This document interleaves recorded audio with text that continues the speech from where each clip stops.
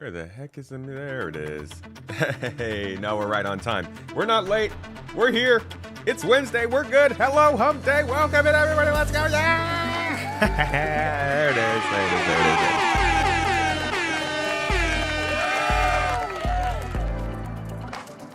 is. Yeah! What's up, everybody? Welcome to Wednesday. How you doing? Good to see you. Good to see you. Welcome in. Guys, it's an exciting day. Every day's an exciting day. I feel like I say that every day. But it is an exciting day, mostly because I get to see your beautiful and shining names. But also because we're trying out a new game today. We're going to hit up Star Rupture. Hey, let's hear it, kids. Yeah, base building and stuff. Star Rupture we covered last year. Around mid-year last year, a little later in the year, August, I think. And at that time, it had gone into a little demo, free to play. All that jazz. But we decided to wait. We pumped the brakes. It came out early access, I think, last week, and the buzz is buzzing. So I figured we'd jump in today together and check it out. On the back of a little bit of Star Citizen talk, of course. We don't just can't just ignore the juggernaut in the room. YouTube, you guys waking up? How you doing? Sorry, the scheduling was late on the video. I don't know why it was listed as unlisted, but it didn't meet your shining eyes, so it just kind of sat there for a little while. My bad. But yeah, Star Rupture is kind of like Satisfactory. A little more sci-fi focused. It's a little more streamlined, it looks like, with some more quality of life things. Definitely, you know, early access. Definitely, like, not as advanced as Satisfactory. But it sits in that realm of kind of sci-fi that it's just a little bit of a layer on top of Satisfactory. It focuses a bit more on combat exploration and finding like old ruins and derelicts and stuff. So I think it has, like Lycos in my community has said, it has a little bit more of it to, I think, lend itself towards a Star Citizen community. So I thought I could show you here on stream. I'm gonna cover it in videos. That's gonna happen for sure. But I thought I'd give us a chance on stream to check it out and see if it's something that we want to put in the repertoire, in the catalog for later. Good to see you, Notification Gang. Happy to have you with me. How you guys doing this week? You having a good week? You having a good time? January going well? We're like 3 weeks through the year. Oh, God. I'm already so sick of 2026. Is it over yet? Why is it every year it seems to ramp up? Since 2020, man. Just been like, oh, maybe this year. Hey, yeah, maybe this year will be nice and calm. Nope. Nope. We've seen the sun like twice this year. In our own city, at least. The weird part is we go down to the Bay Area, San Francisco. Suddenly it's all sunny. What is that? Hello, my good crew, Avocado. It was nice seeing you in here, bright and early. Mr. PK, welcome in. Ditto Sevens, Benefit Man, Lurch Lord. Good to see you guys. Impeccable. Mr. Time. Tetsukiyama. Tetsuzukiyama. There we go. Good to see you in here. Vartano Stakeroo. Welcome in, guys. Space Marine, 98 Infinity, Just Game. Yui. Vastin. Mr. Lurch Lord Stronkadonk. There's a name I like to see. That's a good name to say. Mr. Fola on YouTube. Fola, Kovici, Saber, and Captain Emma. Thank you all for rounding it out on YouTube. YouTube's a little quiet today, but that's okay. Good afternoon, guys. Toes Gang, good to see you. Like the stream. Great day for an SC stream. Heard it here first, chat. Rig. My man. He was running that event the other day. How'd you guys like that? Chicky in the basket, good to see you. 100% sure it's a rule that when you say all that jazz, you have to do... You also have to drop into... How funny would it be if I had like a little sound bite here that would just drop into the Chicago soundtrack and all that jazz? Just to cut off this like chill vibes music in the background. Toes. Mrs. Tomat, of course. The train conductor. Don't sweat the petty, sweat the sweaty. I don't know. Can I just not sweat? It's the nice part about having a controlled climate environment. What's up, Monty Rob? How you doing? Space Easy Guy. Good to see you. SF doesn't mess with all the rest of the plebs weather. Yeah, you guys are supposed to keep all the clouds, but for some reason it keeps getting cloudy up in here. Just Game dropped a sub. I'm sorry, I missed a couple of subs here. Stronkadonk and Uncool dropped a sub. Uncool for 20 months. Been summing up on the stream, my dude. Thanks, man. Thanks for joining us in game. Thanks for supporting the stream. Thanks for being a homie. And yes, Mrs. Tomato is here. Yeah, Just Game. She's here. Tetsu, that's your sumo name? What's your non-sumo name? You have a game name? Hey, Galadrum. Good to see you in the— Ow! Oh, a neck shot! Jesus! Just Game! You f***. In the neck? I blame you, okay? Whoever uses the command, you get the blame, not Mrs. Tomato. Obviously, I can't blame her. She gets immunity. All Mrs. Tomato officers get immunity. Sorry, too timely. So we're gonna talk about something interesting today. Great aim. Oh, God. Sweet Jesus. I'm wiping out all your points. I'm gonna... There's not even a cooldown on this You could just spam it? She doesn't have enough bullets to shoot me that much. Toes. You just wasting your own points now. Come on now. Arctic, thank you for the sub. Juke, on the other hand, I might have to ban you, dude. Star Rupture is, yeah, it's a new game in early access right now.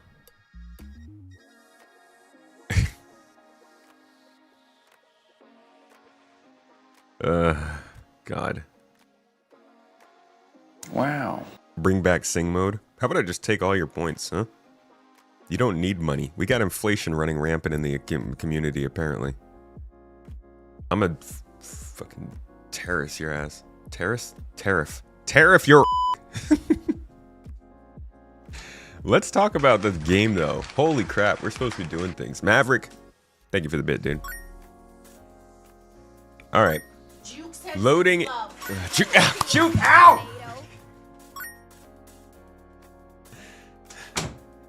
That's what you get. You get one shot for your 3 stupid spawns. Ow, Juke. There's got to be a minimum distance on this. You guys don't even understand how... Hold on a second. I'm going to move the camera over to the side here. That's the gun. You can see the barrel of the gun right here. It's right off the screen. That's what... This is what I'm being shot by. It's like 5 feet away.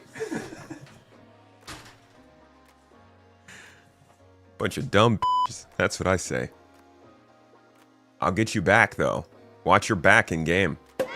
Watch yourself. You're engineering. You're going to be replacing some kind of fuse, and you're just randomly going to die at the spot and blow up in your ship. You watch out. That's me. This is your first stream? Is this your normal? Yeah. Yeah, chat hates me. We take a cool minute to get started up. At least she's not freezing the Nerf rounds. Good thing there's no thumbtacks. You guys are insane, man. You're fucking crazy people. Okay, let's jump in here. I got something to talk about before we get started in game. Perfect timing.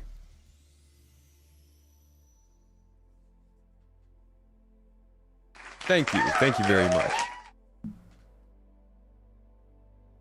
Just Game. Hey, dropping 5 subs. I will get you on the board. First, this is the new loading screen for Star Citizen 4.6. And folks, chat, what do we do most here? What do we do? It's an easy one. We all know it. It's literal, it's a noun, it's a verb. It's the most important part of the stream. It's chat. We gotta chat, we gotta talk. We need to talk to each other, and CIG for some reason doesn't want us to. But they might be changing that. Social apps might be getting a little bit of a tease here. So we've got another moment with them talking on the loading screen, which is weird because normally when they do these loading screen things, they are talking about new stories, new features, and new things coming up. You can see here on the left side, Asiato finishing the FTL network upgrades. We're going to come back to this, but this is, again, the second time that they're referring to this. First, we're going to look at the last year of loading screens, folks. That's right. It's a deep dive. Tricked ya. We're jumping into the history of Star Citizen here, not just the current game. Love it. Gotta love it. We're going to go back to earlier in the year, in March, where we were seeing these loading screens first popping up and getting an idea of what the heck they were about. Obviously, they were giving us some teasers about Stella Fortuna coming up, but the big thing in the middle here was obviously the big story. It was the big next thing. It was the Frontier Fighters event that was going on, right? At the same time, you could also see some of the Dedatrine theft coming up. This was kind of a teaser, I think, for possibly... I don't know if this was a teaser for anything in particular, but a lot of times these things on the sides are teasers. So we continue to one of the other months. Oh, that's a really recent one. Let's go to here. This is, I think, 4. This is May, I believe. This is June. So June of last year, we had the main thing in the newspaper was the Polaris theft. This was Hunt the Polaris event. It was advertising an in-game event. At the same time, ASD was also having some flavor text over here because we were getting into that regeneration timeline with the ASD facilities. Here, the main thing in the middle of the newspaper was the resource rush. That was the big thing that was going on, yes, going from July into August.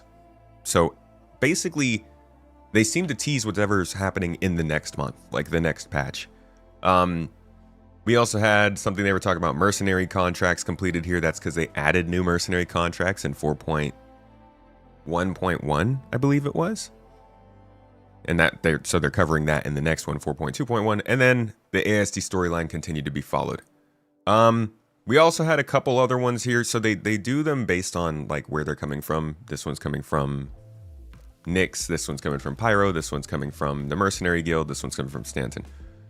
They had a couple of flavor texts in this one, but that one wasn't super important. This one had more of the regen crisis. You get the idea, right? The Vox Populi one had the Nyx 1 terraformation process. That is the first time I think they put something in big that didn't come into the game immediately, but was important. It was pertinent. They were teasing something that they were going to announce to us at CitizenCon. Nyx 1 is being terraformed because Planet Tech's coming in as a feature to change things, and so we're kind of mixing it in. And I think it's key to note that a lot of the things that they're talking about here, this is kind of coincidence, but it is indicative of what's going on in Star Citizen. It's retcons. This is a retcon. They're just mixing it into the lore. They had to change Nyx, so they're pushing it as a terraformation process that's going on in the current day to catch the game up to the point it's supposed to be. Same thing is happening with regen. I didn't realize this, but did you guys know that regen was a technology that was supposedly discovered in Star Citizen's universe just like 7 years ago? So it's brand new. All of the wars and battles and history of humanity in Star Citizen does not include regen. Now you would think that would completely shake up how humanity works. It would bring new people into power. It would cause catastrophic upheaval in the government. But it didn't. We're mostly the same. We had the regen crisis this year, but like we're mostly getting along with it. Either way, they didn't have to make regen a new technology, but they are, because that's just the way they're introducing these techs. Now, I think the same thing is happening here. Last month, or rather in December, we got our first newspaper that mentioned this central story, FTL comms breakthrough. Scientists reveal cutting-edge discovery allowing for real-time inter-system comms. And this is a weird one because the lore of Star Citizen basically states that we can send communications in star systems almost immediately. That's not a problem. But because jump points are connecting us through quantum space and unimaginable distances, we obviously can't communicate through jump points. So you have data runners that jump between star systems to deliver messages that need to go. You know, pricing, the new law situation, economy, anything that needs to be shared between systems for travelers to know about. Now, that's just lore. Most of what is just lore for Star Citizen is getting changed, but here, I don't think this is data running, because usually there's at least some sign of what the heck they're talking about, right? I mentioned the Planet Tech one. We knew Planet Tech was getting changed, even if the terraforming wasn't necessarily how they were going to do it. We have known that regen was going to be a storyline. We didn't know exactly what was going to happen with it. We knew that the Apollo was coming and that it would be involved somehow. Basically just a extra powerful Cutlass Red, but you get the idea. These are things that are kind of already known about. Data running is not. Now, I could be wrong. It could be that data running is getting talked about here, but I do think that this is talking about social apps. Chatting, talking to one another. FTL comms. The way that they're talking about it, especially in this newest loading screen, which is no doubt gone from the game now. Yeah, so let's pull it up on here.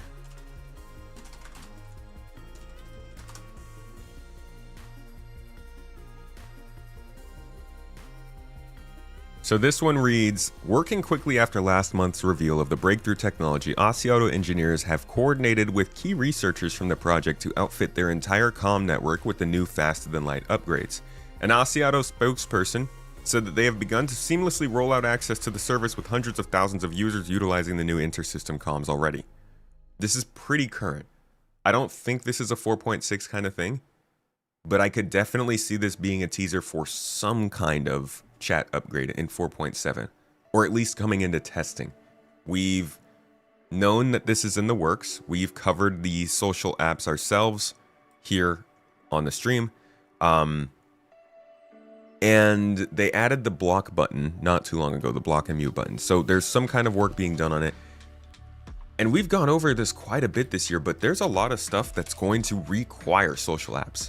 Let me tell you, after trying out crafting, there's no way that this game is going to work out if we can't. I know there's a lot of people in the chat who are going to be saying, I'm a solo player.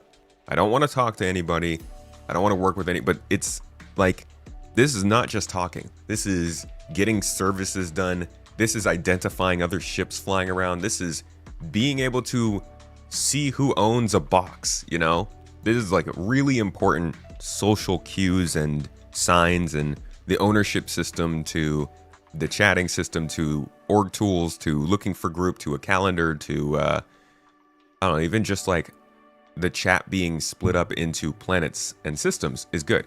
In fact, you could read this, you could interpret them saying here, not here, sorry. Where is it?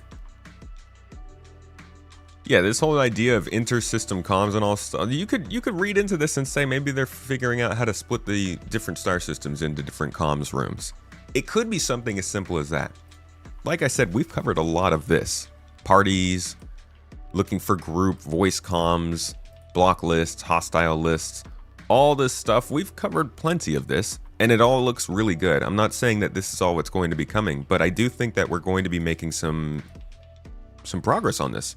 And the social apps might be seeing some implementation in some small ways soon. I think this would be one of the biggest possible changes for Star Citizen this year, one of the most helpful changes for all the type of gameplay they're trying to put in. And I think I want to do a video about it. I mean, besides this one we're doing.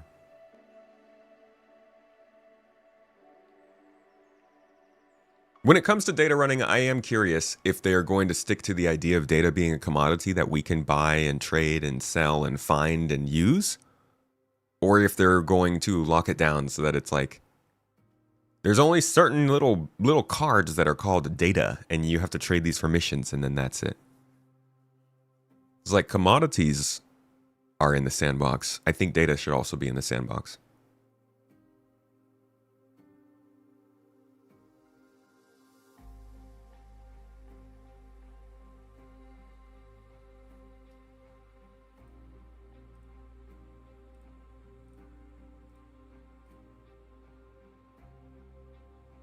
Yeah, I mean, there's not really much else to it besides that. Like, I feel like it's mainly a theory, but they don't just put stuff in here and then forget about it. Now, it is CIG, and that could always change. They could think that something's coming out in the next month, and then it's not. We've seen that before.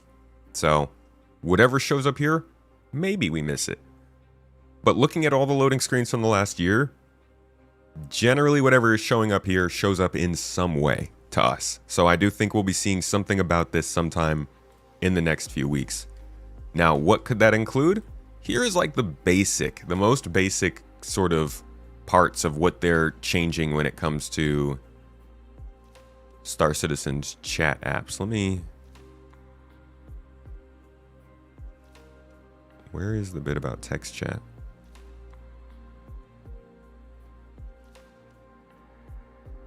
There it is. Okay. Let me run you through like some of the most basic parts of this social restructuring.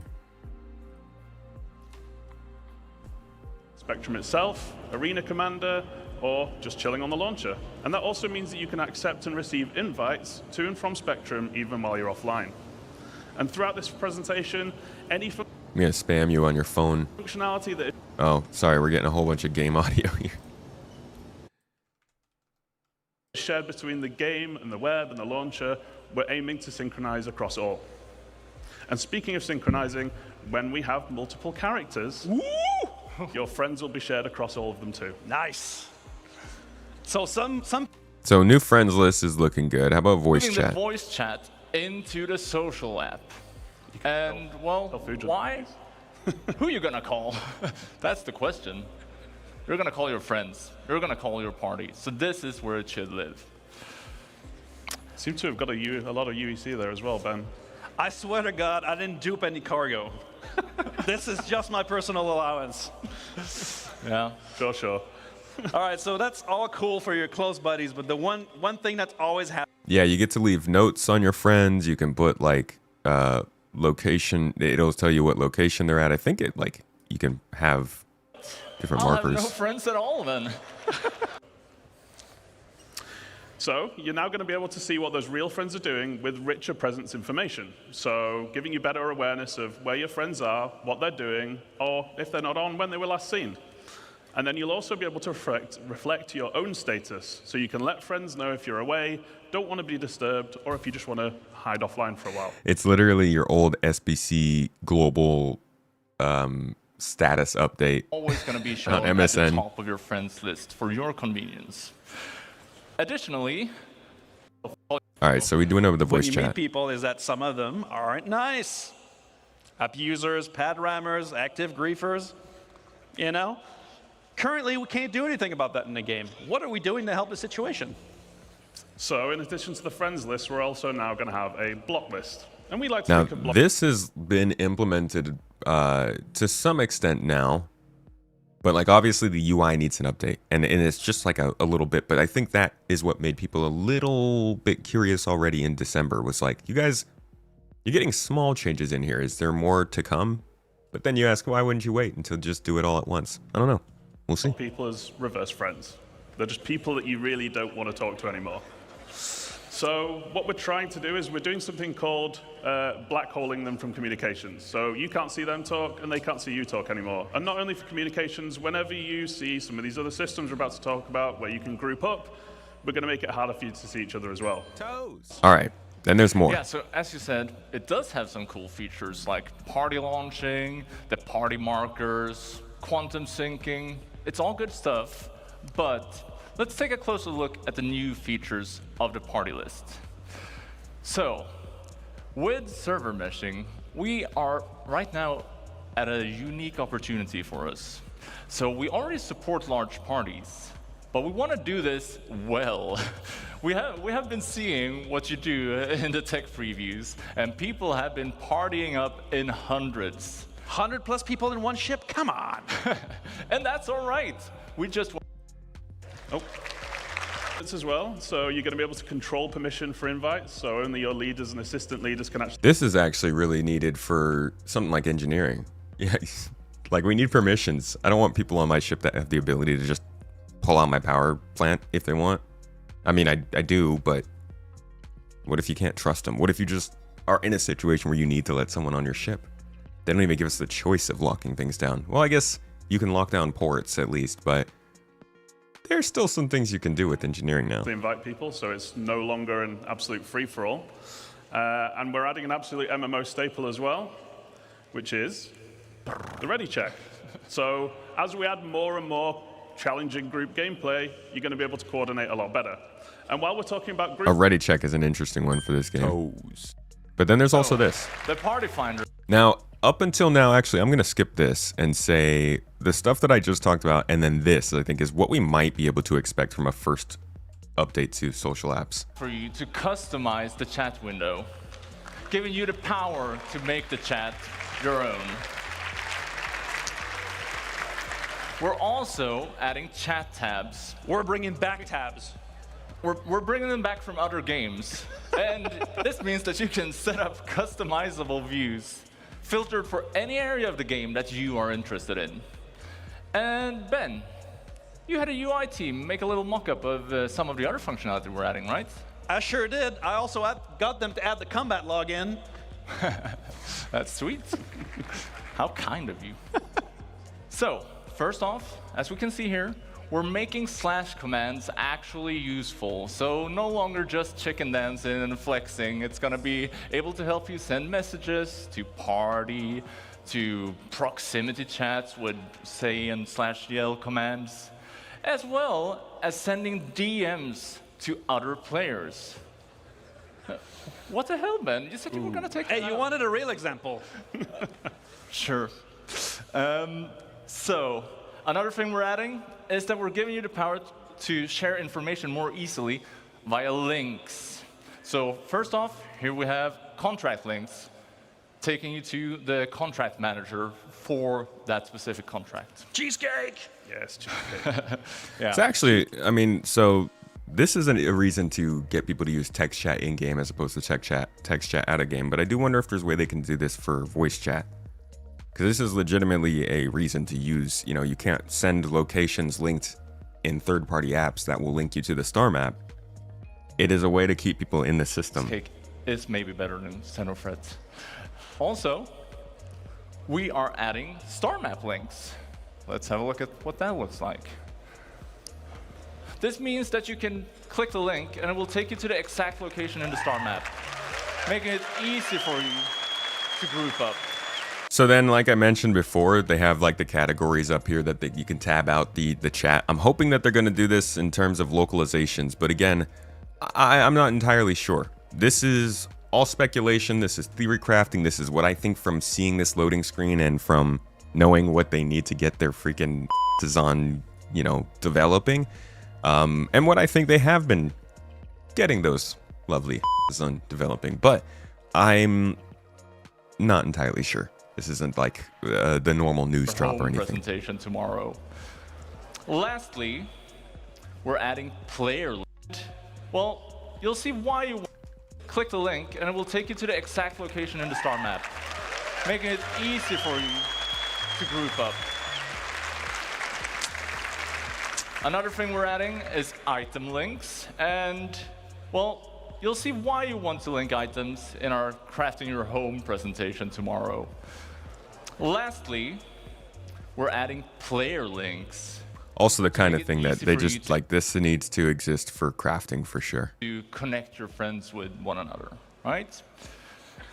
So while we're talking about comms, Sean just messaged us about VoIP. Do you want to invite him to the party? I sure can, Gabe. We do need an expert to discuss VoIP and FOIP anyway. So you guys give us some air.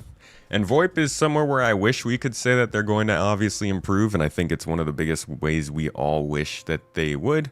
But who knows? I don't know what's going to happen with VoIP. Either way, that is what we can see from the loading screen and hopefully what it means for us in the near future. Yeah. Wonderful. Great. Good times. All right, now we can get into the game, huh? Enough loading screens.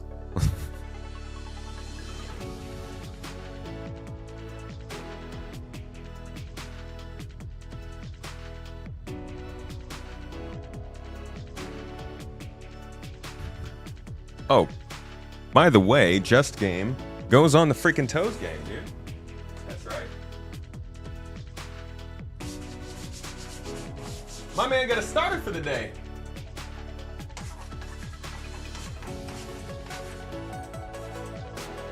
$55?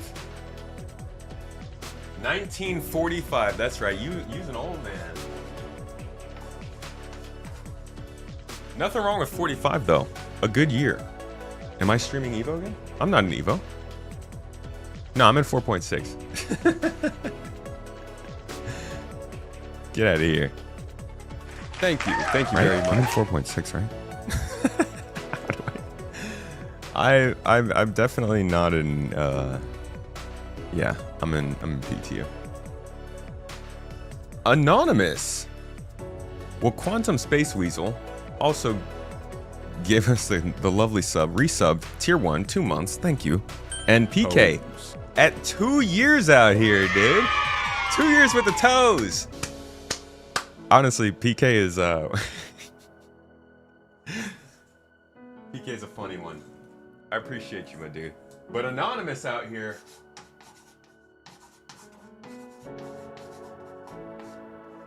I feel like I should just keep a like an actual tally for Anonymous. Is Anonymous really anonymous when Anonymous keeps doing anonymous things? Thank you, Anonymous. Thank you. The panic. Yeah, well, I'm not trying to stream no 4.6, dude. The rules on talking about the crafting tests versus not talking about is so confusing. I do not know if I can. It's just weird. Whoops. All right, so what I wanted to do in 4.6 today. What did I want to do in 4.6 today? What is there to do? Somebody give me something to do. We're gonna hang out here for the next like 40, 50 minutes.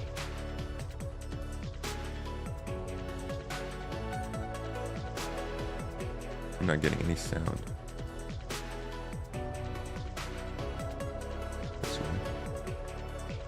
Oh, I turned the sound off. And then I'm going to hop over to Star Rupture. Did I get the email? What email? Social tools alone could be the main event, but everything else is almost too much for your tiny SC brain to handle. Talking to people? Visit new stations. Oh yeah, that's a good call. I haven't gotten to see those yet. I could use some footage of them too.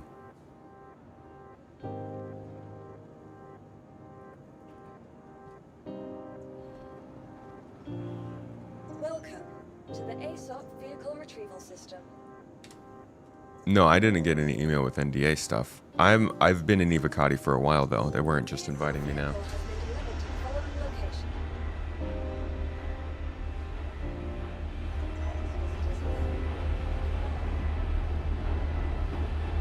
When in question, better not talk about it at all.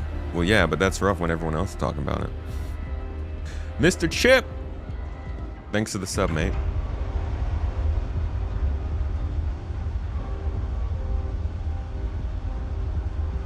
Everyone's talking about it. Salty made a vid on YouTube. See, now that's weird. Dude, I do not get it. I don't get it. I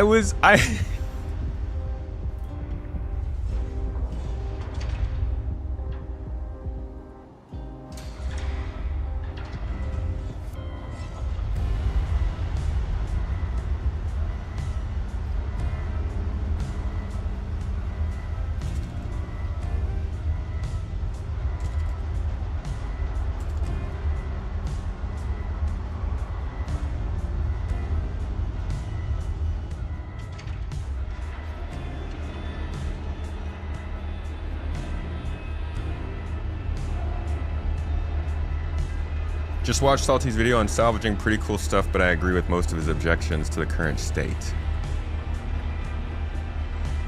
Alright.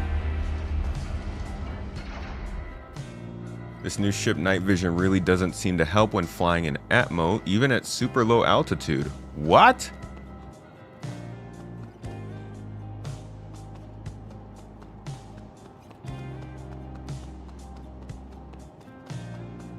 It doesn't help you? Thank you very much. Look at that. See, y'all are telling me I can talk or just not show, but I'm going to tell you what somebody at CIG told me yesterday. If the patch notes are in the Evocati forums only, it is an NDA. If the patch goes to the public forums, but it is written for Evocati, then it is NDA, but the patch notes are public. So I'm trying to figure out if it's just in the Evocati forum only, then it's NDA. It still means you can talk about it? I can't imagine there's any other situation in which this is this confusing.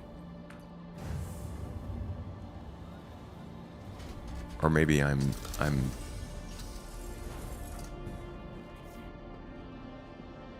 I don't know. Galadrum? Bro, 5 subs? Dude, thank you, my man. Let me, that's some toes gang.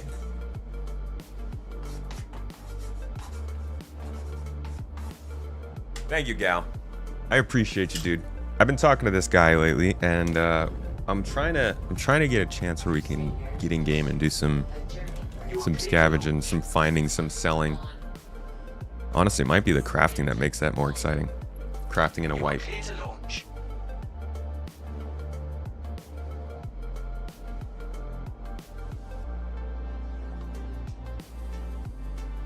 Hopes you see hills way off in the distance.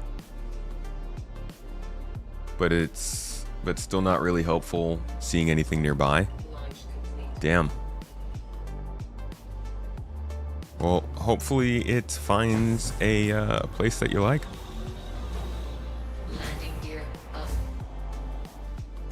Works great for flying in space though.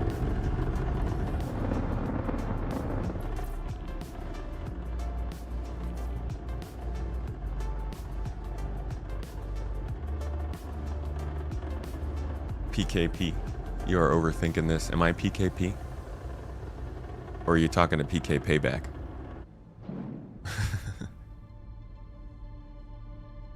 Because that's what we call PK Payback for short, if you didn't know. Right? You're used to that, right, PK? All the time. Hey, PKP! You can't show the notes, but you can talk about them.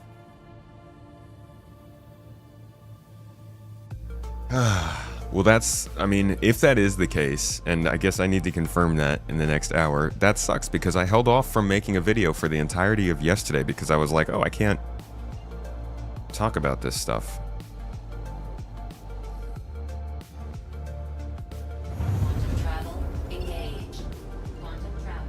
Did they add a cool animation for turning lamp on?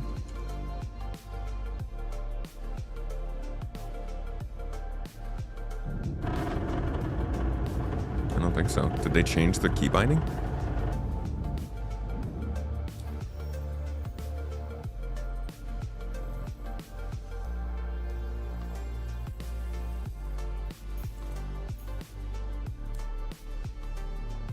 Someone will leak the notes anyways. It's not about leaking the notes, it's about whether or not I can actually cover them in my own content.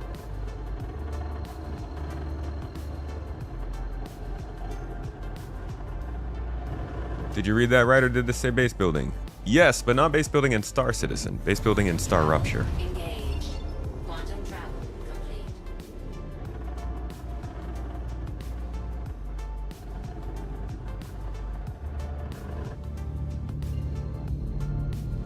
Hey, PKP! I'm gonna step into an event and be like, oh, sorry. Oh. Hopped up on some PKP. I don't know what the symptoms of PCP are, so don't blame me for getting them very wrong.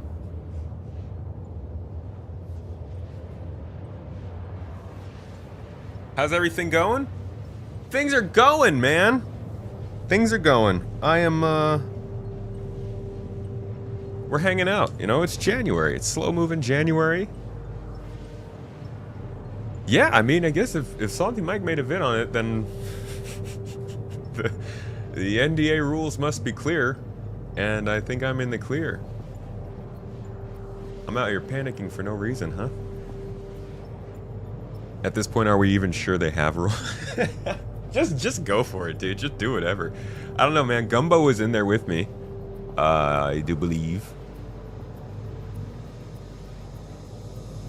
So he probably knows better than I do. Not all ships have lamp yet. That's right. That is right. Yeah. The poor C1 Spirit. How could they not give lamp to the Spirit? What's wrong with CIG? Do they not know what they have going for them? They don't know what's good for them.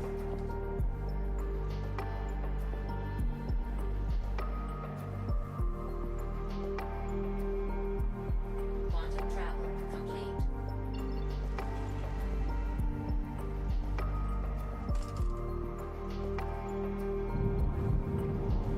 To the jump point we go. What?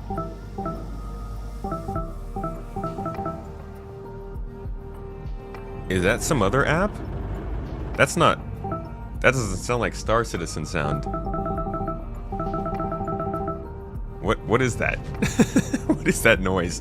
Does that play for you guys when you do cruise control? Because that doesn't sound right to me.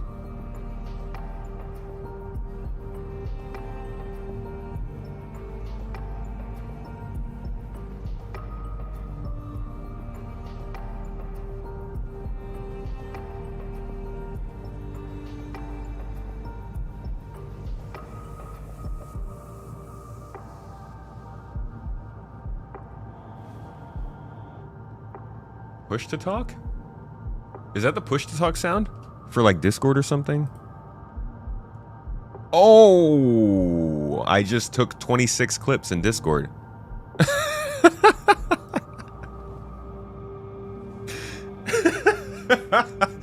Okay.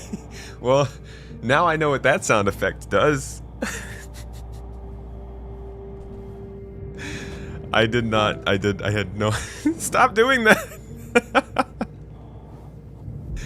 I'm out here trying to just set cruise control, man. Or like decouple or something. God dang it.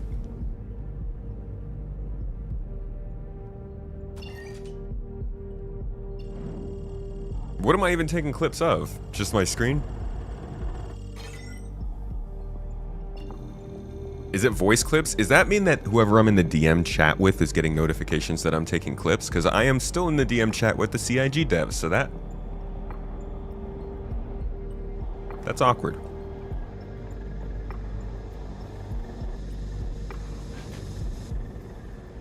Yo, do we have music support here? It just feels wrong to do this without music, you know? Very wrong. Very unright. Like an unripe banana.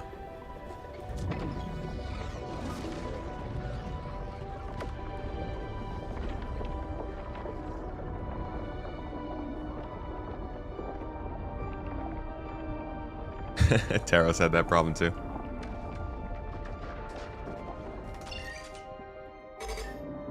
Oh, crap. I don't have third-person camera support for my eye tracker, so I can't do the normal. I guess this still looks fun.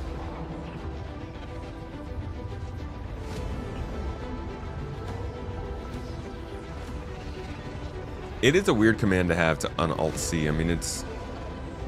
Who needs a key binding for clipping stuff in Discord anyways? Find the plot, Discord. It evades you.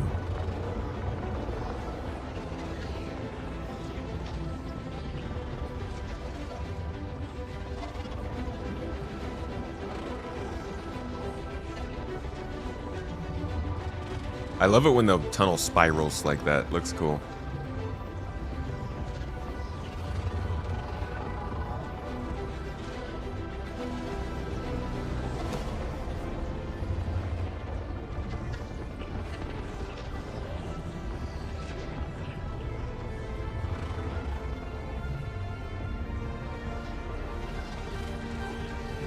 What's gonna crash your PC? The clipping? 75%.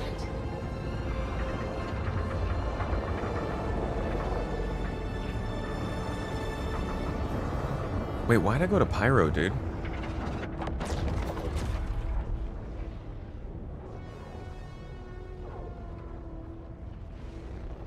Bruh.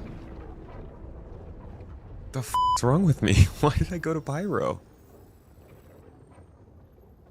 I'm still used to pyro being the only system to jump to.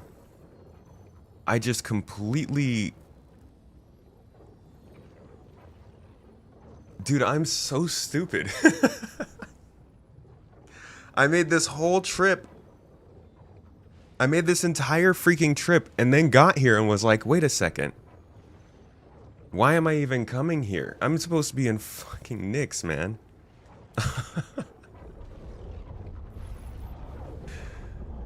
Bro. Somebody send me to a nursery home, man. What the hell? It's just some true grandpa energy. No offense to the grandpas in chat. How in the world did I just make this mistake?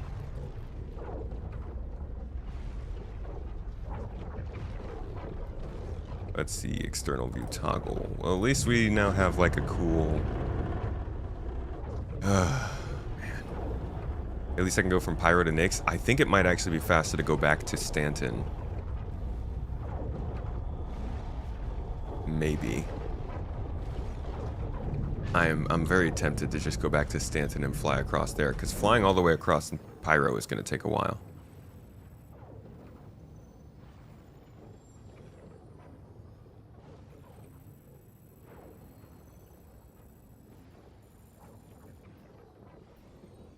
It's like half the distance flying into Stanton for this. Oh, how far is this? There's gonna be 1,300 units of fuel. What do you guys think? Do we just fly across Pyro?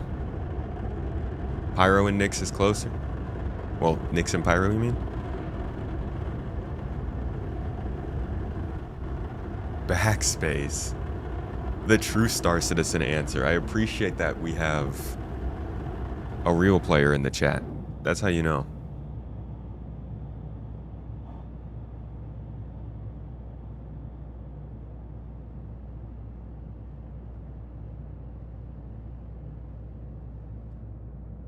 Take the scenic route. Gonna be honest with you, I don't even know what that means. What's the more scenic route?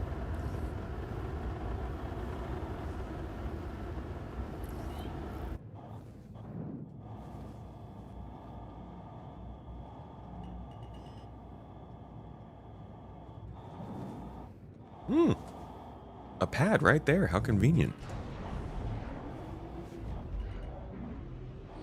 Isn't backspace the answer to all problems? Only if you're a vet, dude. Oh, back in my day, I did 4 tours in Nam and 18 tours in Stanton. And let me tell you, I backspaced in Stanton more times in one day than the entirety of Nam. Shoot, motherfucker. Okay, what are we doing? We're getting some fuel.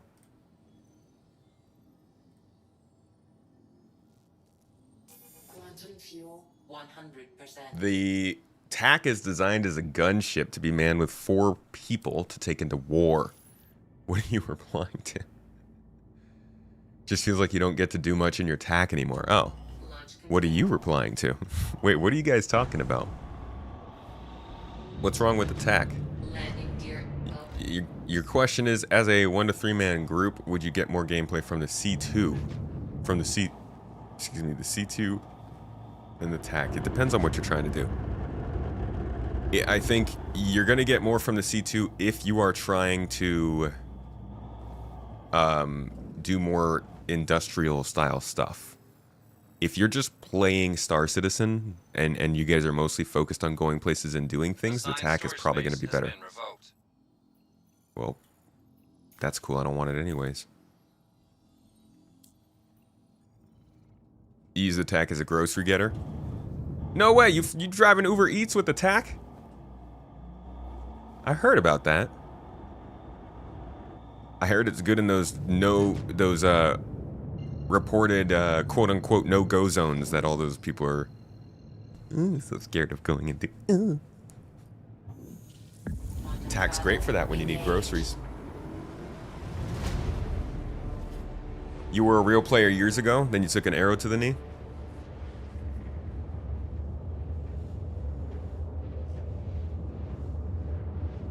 You do wish the C1 had a tad more quantum fuel and better duo crew features. I would trade the C1 for an M1 in a second. A ship with the cargo of the C1, but with a combat turret on top instead of the tractor beam turret, and one extra shield component, I think would be an ideal two-person ship for just about any star system. It's like a mini MSR, basically, what I want.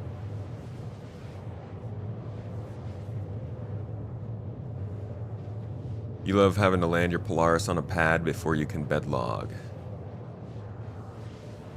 You have to do that? Look at the tack this way. This is like, the tack is almost like a mobile base. Sort of like the Carrack, right? In a tack, you can have your vehicle, and that vehicle can have whatever gameplay you're missing. So go through the tack and see what it is that you like. It's got a med bed, so you and your friends can respawn. It's got turrets, so you can defend yourselves if needed. It's got habitation, so you can get buffs for sleep and stuff like that. It's got storage, so you can keep all your loot around. It's got a kitchen, so you guys can get buffs from food when that eventually comes in the game. It's got a hangar, so you can put a snub ship in it and fly that around if you'd like.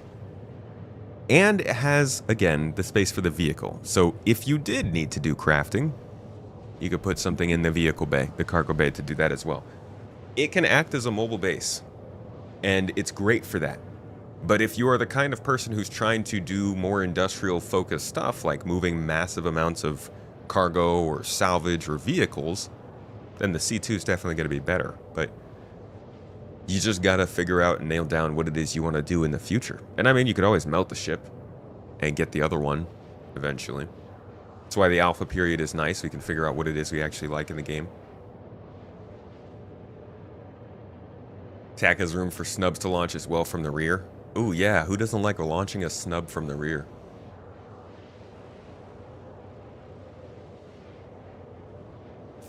Do I think the shield on the C1 is fair balanced for it? Is that a trick question?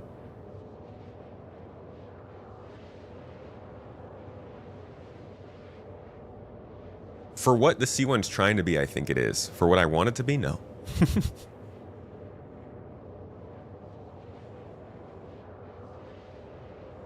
Phrasing. Yeah, Avocado, well, I'm not the one playing Assassin's Creed now, am I? Mr. Ass in. Talk about phrasing.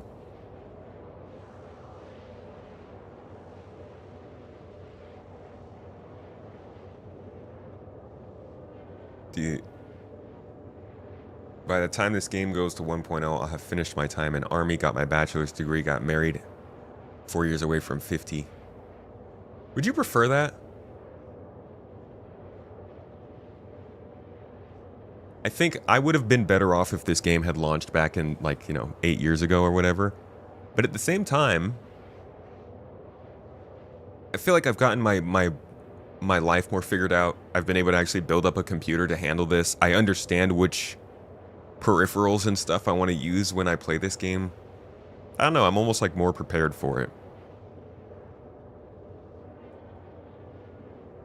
What's up, Alberto? What we doing? We traveling? We're going to see those new space stations in Nix. Heard they got some nice foot warmers.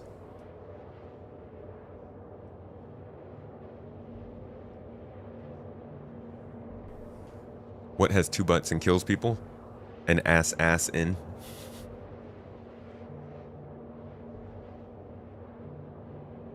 Are we going to spend an hour going over the Fable gameplay on Friday? God, I want to.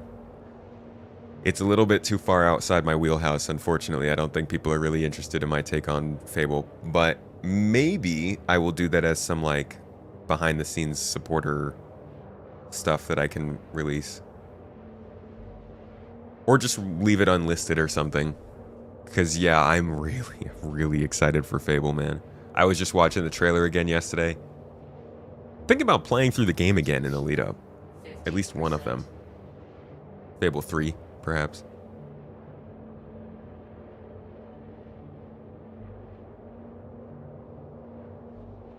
It would have been better for you if it had released before.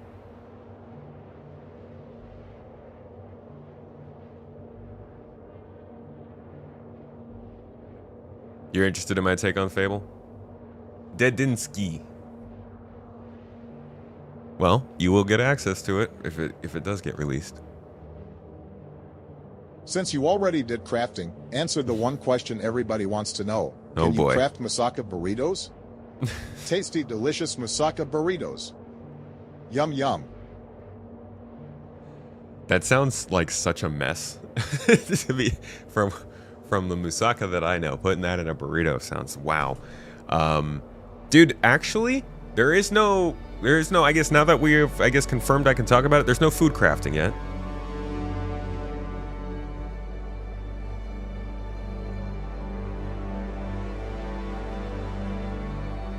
SC Holler's talked about the Keeger belt in his recent videos, or something he knows we don't. Well, the rock cracker stations are in the Keeger belt, and they're adding the Keeger belt in 4.6.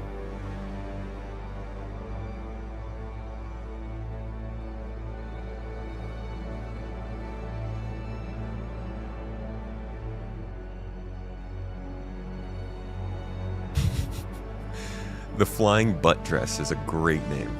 That is a fantastic name. Please don't leave us. I love the joy of being able to see the flying butt dress in my chat every stream. I think it was in the patch. I think it might have been leak. Actually, save them.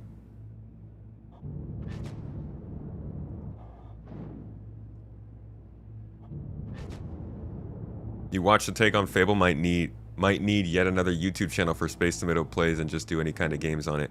Space Tomato Plays is a YouTube channel. That's my gameplay channel.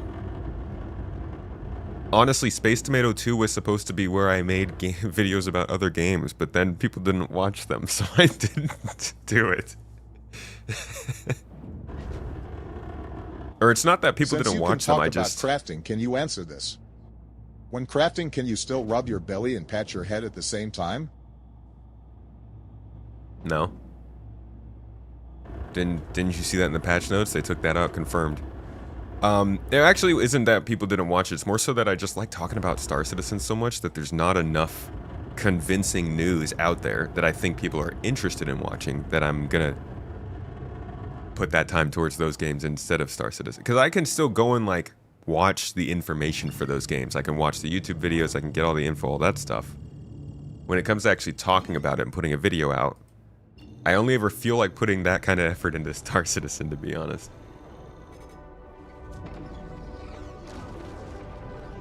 Maybe we'll talk about it on stream. Maybe we'll talk about Fable on stream. I don't know about a video.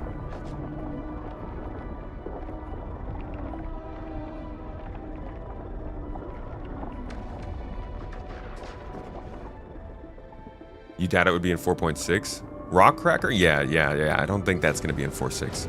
I just think that the asteroid belt's getting put in 4.6.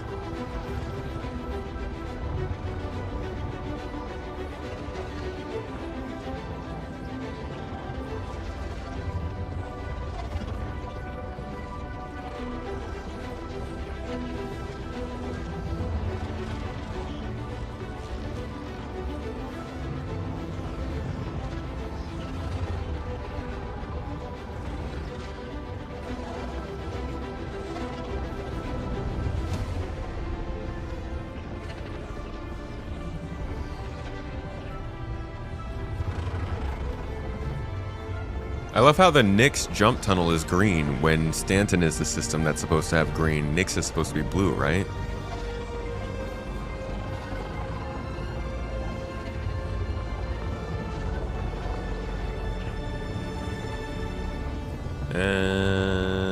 still late. There we go.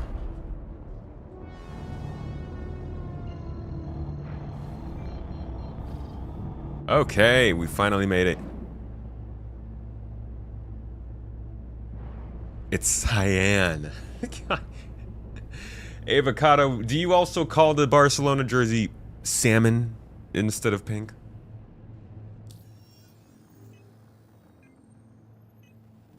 Flying butt dress or flying buttress? It's a, no, literally flying butt dress. Oh, which I love that. That's great. All right, let's see one of these space stations. Space staciones. Space estación. No, I don't see anything.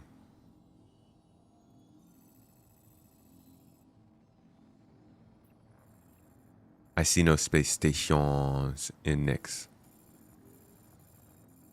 Are they not actually marked? Did they add space stations, but they didn't? They don't want us to actually go to them. Yeah, you guys wanted to actually use these new assets? Where's a 24-hour live stream marathon with Chris and Jared only for supporters about passenger missions? I think they hate passenger missions.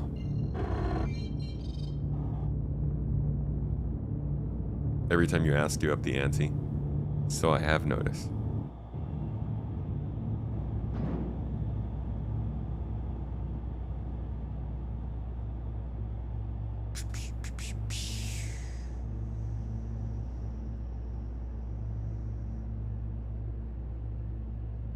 The Kegel Belt. Have one news segment where you talk about everything, not just SC, maybe Fable there, and every other game you want to talk about.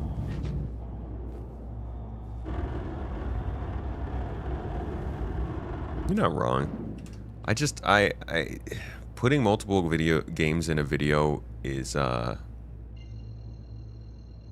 certain type of practice on YouTube that doesn't work out well for most people. We can't all be skill up.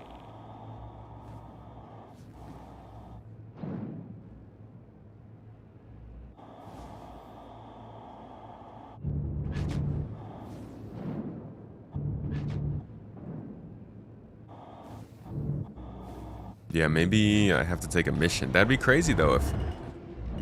Okay.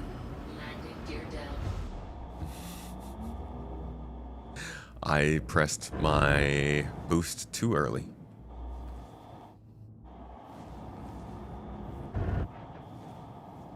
Let's try that again.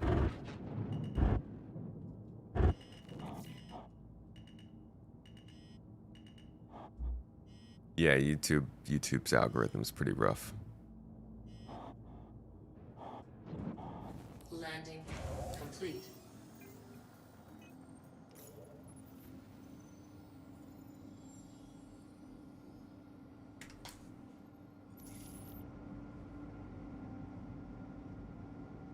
We don't have to be skill either. Gotta have the loot goblins and the adventurers to balance out the skillas. Hell yeah, dude. Give me the loot. Dad loot. Hey, PKP, you saw that? My man PKP in the chat, PKP. If they're planning on adding the Keeger belt, you'd assume that the people's service stations would be added as well.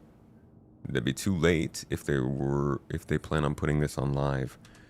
Yeah, that is interesting, dude. I thought they were in the 4.6. Weren't they in the patch notes? Launch complete. Try a couple of times and find your groove. You can do it. Thank you, Mr. Raves. That's really kind of you. I appreciate it.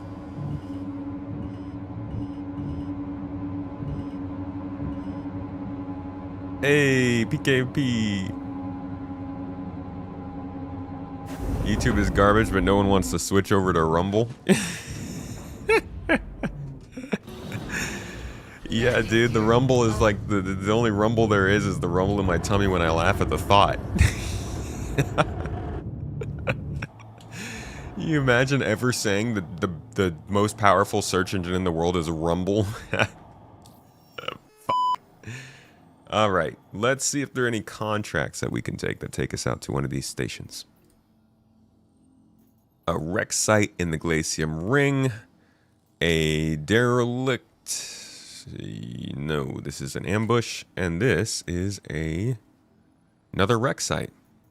Maybe delivery?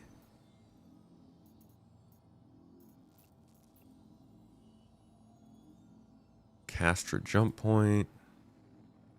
Levki, no. Dude, I don't see. Yeah, I don't see anything indicating that there might be some new space stations here. This might be something that was in the patch notes or was in leaks or was in the files, but didn't actually happen. But I thought there was a what's it called? Thought there was a video of this somewhere.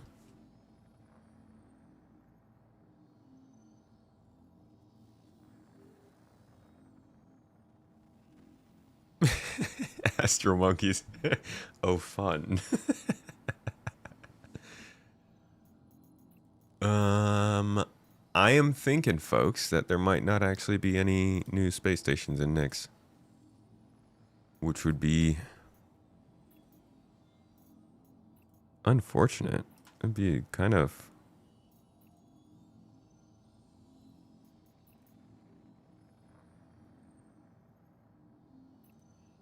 Was it from an... it was not from the PTU, that video?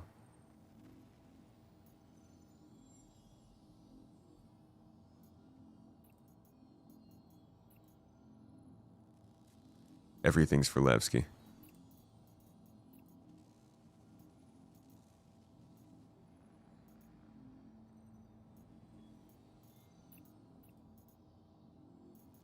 Wicklow, Lorville, Microtech, Lorville, Microtech.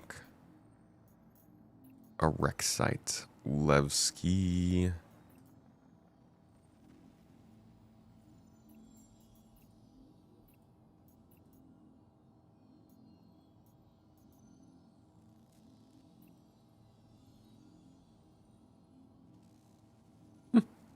Yeah, I guess there's not going to be these space stations. In that case, let's fly over to Levki real quick. See if we can collect some mold. And then we will hop into Star Rupture. Shields on. I don't know, Rupture, man, is kind of like one of those words. I know it's necessary. I know it has its use cases, but maybe don't use it around me.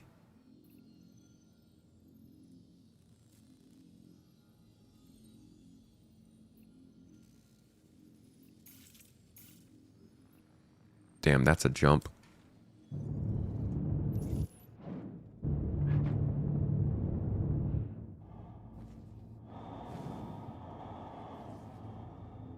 You're already at the 13th reason up there in Canada. Canada, take me. Dude, I really, really love Vancouver. That's a cool-ass city, man. I also have been a big fan of Montreal and Toronto whenever I visited, so I'm... Big ups to Canada. You guys got cool spots. How about the new EVA boost with the fire extinguisher? Right, yeah, we can give that a try. Anybody got their tea today? Tea, hot chocolate, coffee? What you sipping on, chat? What you drinking? What kind of warm, lovely nectar of life is pouring down your gullet this lovely little morning? Don't make it weird.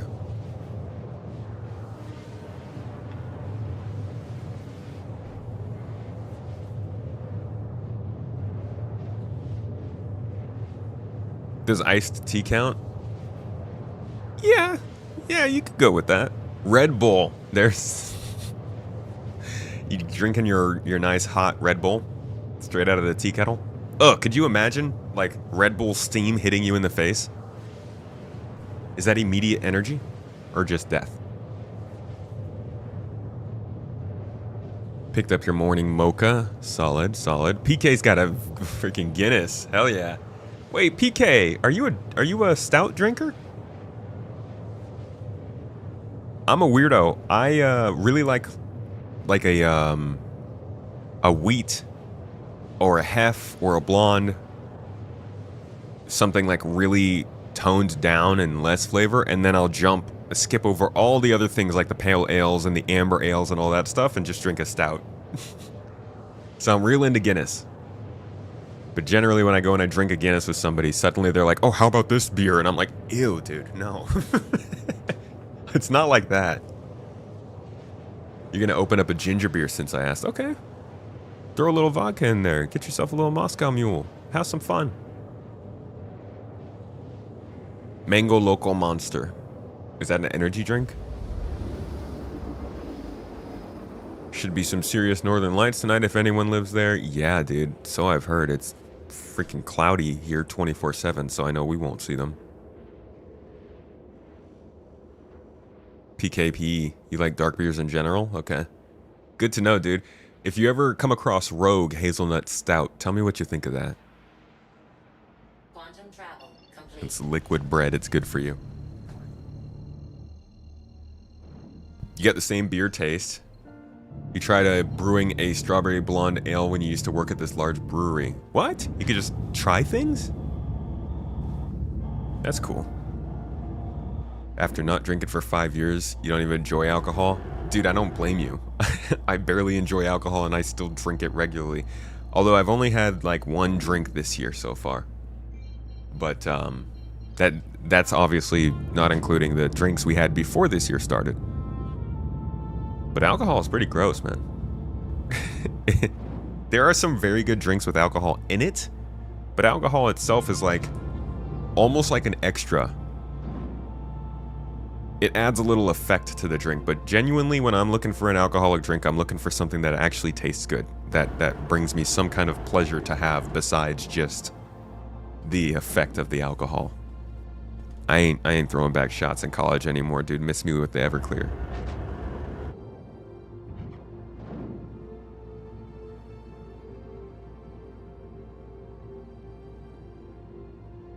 We're almost in Central California, yeah.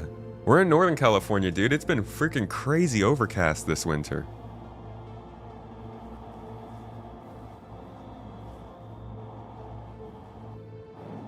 We're only January 21st. Look, let me have a win, alright?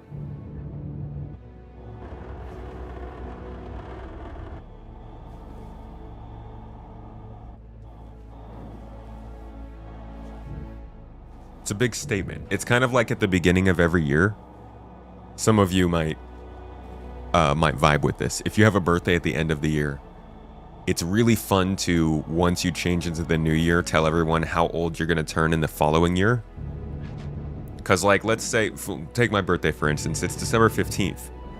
So this year I turned 30...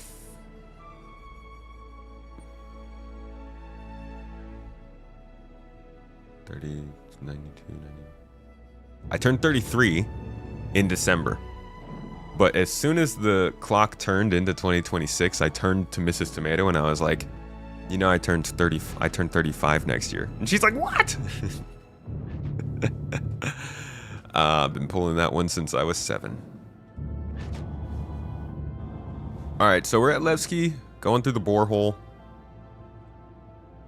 Just for funsies. We're going to take a look at the fire extinguisher. Oh yeah, the monthly report's coming out today. That's good.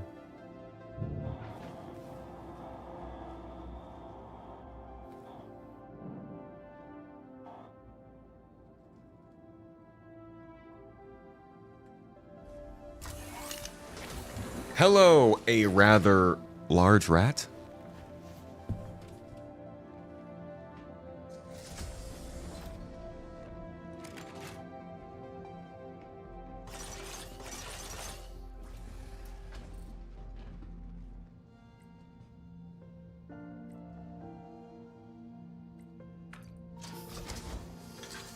All right, let's see how this...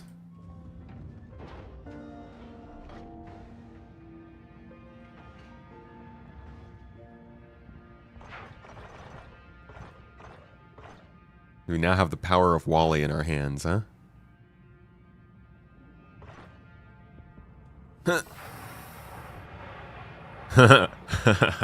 Okay. All right. Okay. I'm here for it.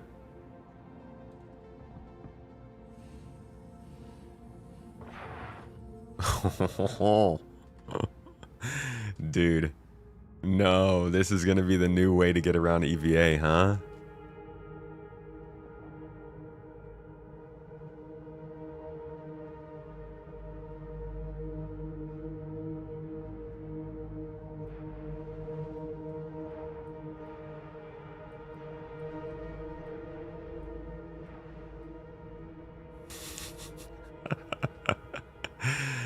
Dude, what? And because we're uncoupled in EVA, you just keep going.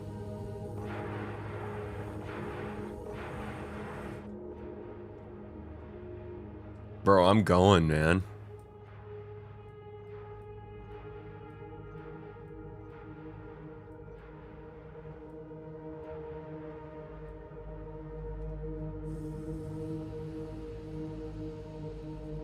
Woo!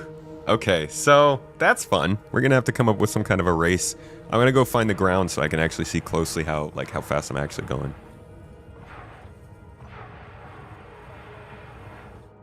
I'm in 4.6 right now.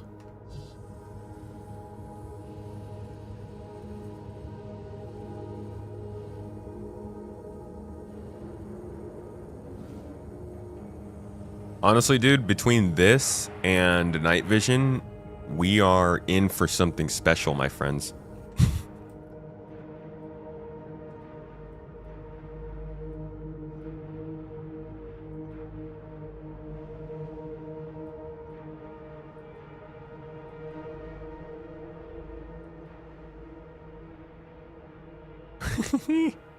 I'm Wallied, bro.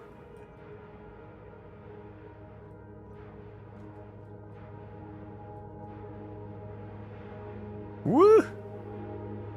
We're gonna race all around Levki like this, man.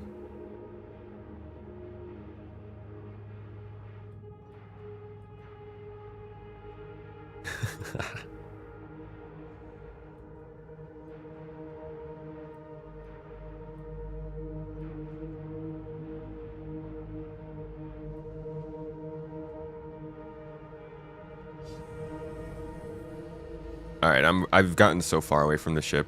You can actually go way faster. I wonder if this is going to allow for EVA to get faster too. Like if they're just going to go with it. Huh. This button's not working. Weird.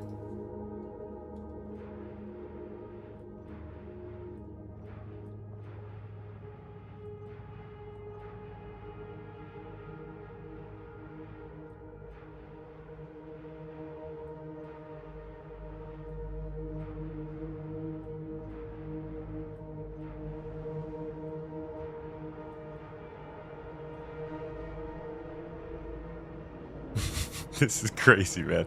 It looks like I'm just on a hover pod flying through the city.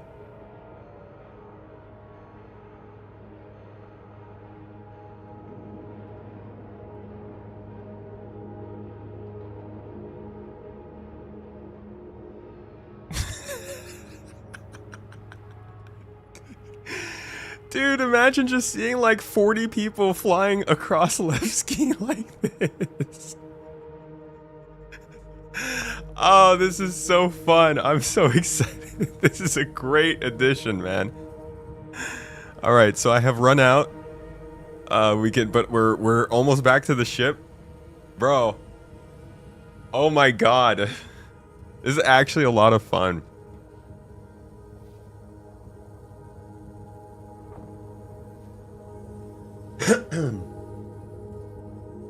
Okay, so now we know what our new profession is in game.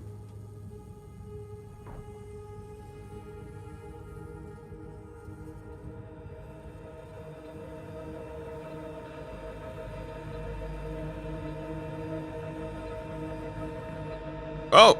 Yeah, I'm sure that's healthy. And we're back on board.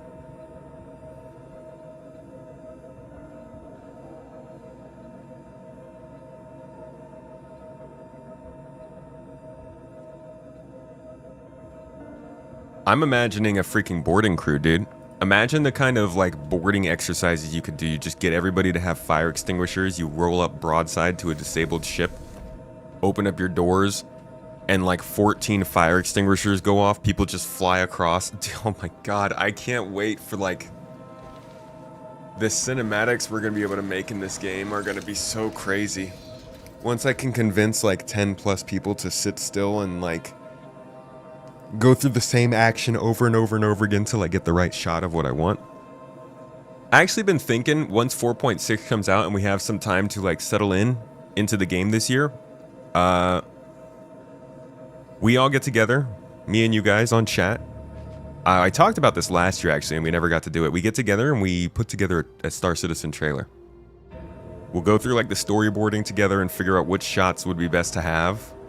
I've already got kind of an idea in mind, so you guys can help me fill out the scenes. And then over the course of a few weeks, maybe months, we can film the shots together. Come up with a interesting trailer or a cool video of just like, hey, here's some cool stuff in Star Citizen. Shoot it together, and then I'll throw it up on the channel when we're done. Because there's a lot of really cool stuff to capture now. GII gear.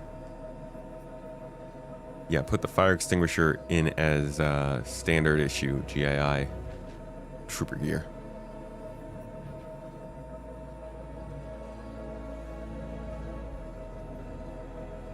Alright, let's land.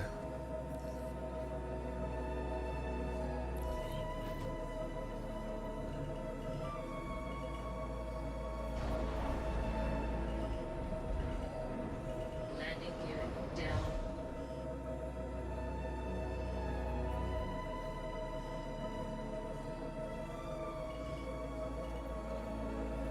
Landing complete. Engines off.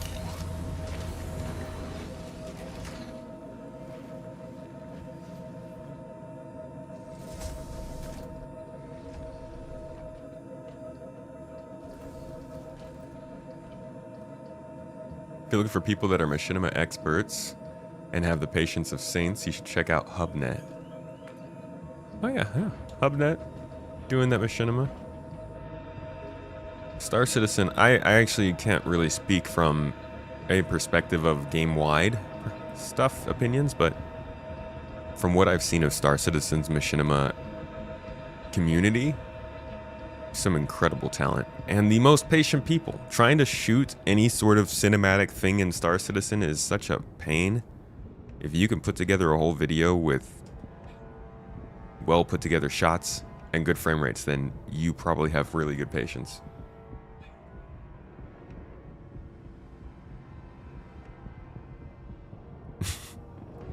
Still freaking out, NPCs.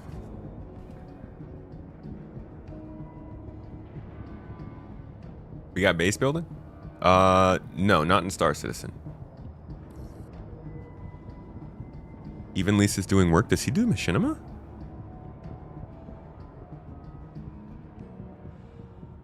It's a shame it doesn't get mainstream attention. The game's got too much of a stigma. Honestly, you could get the best machinima ever in the industry coming out in Star Citizen, but until people start to accept that it actually can offer game experiences, it's gonna have a stigma about it. He's doing machinima. No way. Dude, I need to get into my bit. I'm falling behind on that, huh?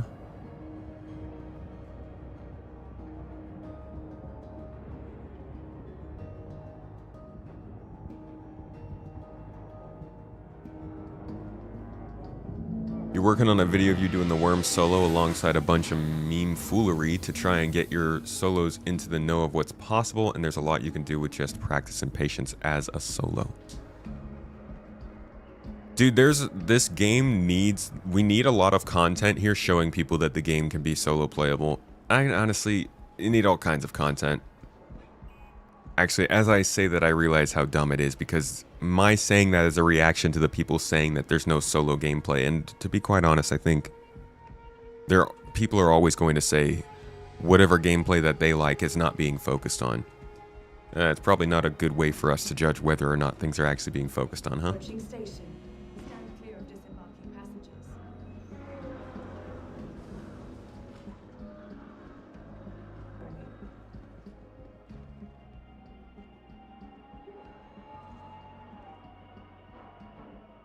Good for him. You enjoy his ship reviews? Dude, he's nailed it with the ship reviews so far.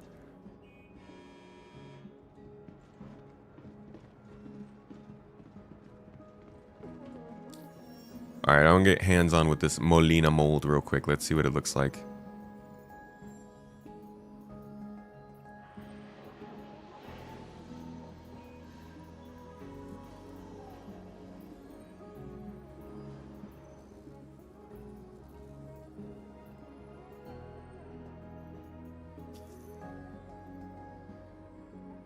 Monthly reports out? Crap.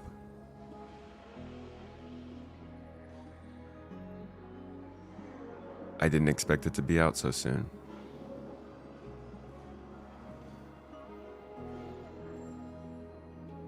Crap. Why did they put it out so early today?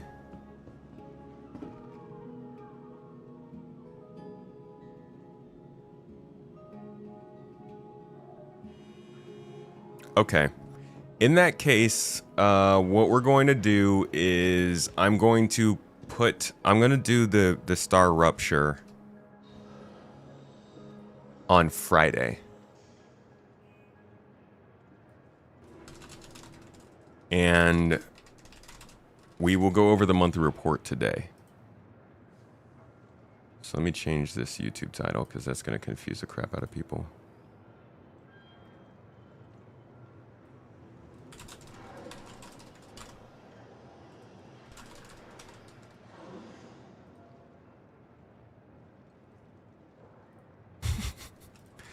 Just to annoy me. No, I think these guys are doing plenty good at this. What are you doing and why are you wearing these armor arms?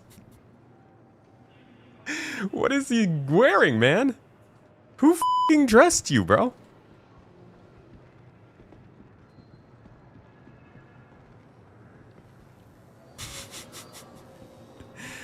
Oh my god, they're all a bunch of losers. Okay. Where is this Molina mold? Molina mold. I'm guessing it's downstairs. You're excited to get the ironclad and fill it up with the crafting fabricators and materials and just fly around getting mats and crafting a bunch of things. The life, dude. Have I gotten far in building stuff in Star Rupture? I haven't even started, man. I was going to show you my first steps.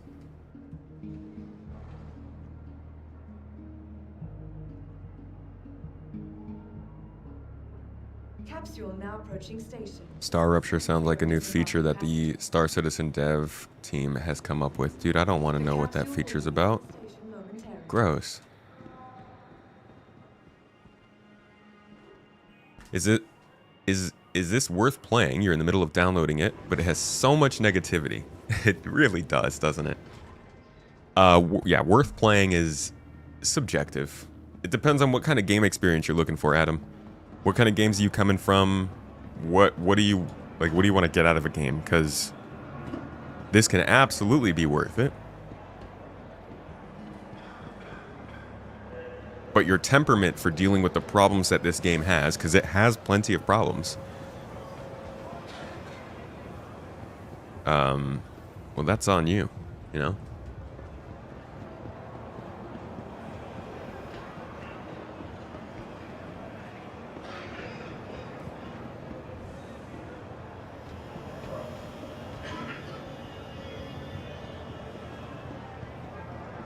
All right. Deep and dark tunnels of Levki is where I'm thinking we might find some mold. Excuse me. Excuse me, pardon me.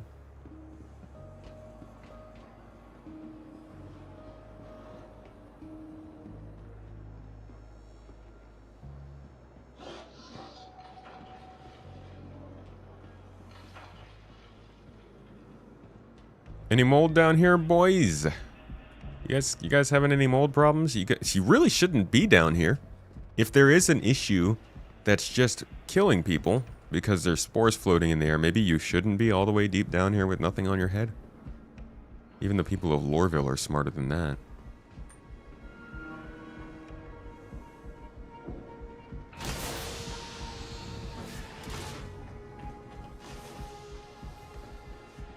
You know what's funny? When they did the whole proto-molecule thing in The Expanse, I definitely thought it was kind of a side story starting. I didn't realize that the whole freaking thing was going to pivot towards this alien life form taking... I don't want to spoil it for anybody. But yeah, I was definitely surprised by the way that The Expanse story progressed.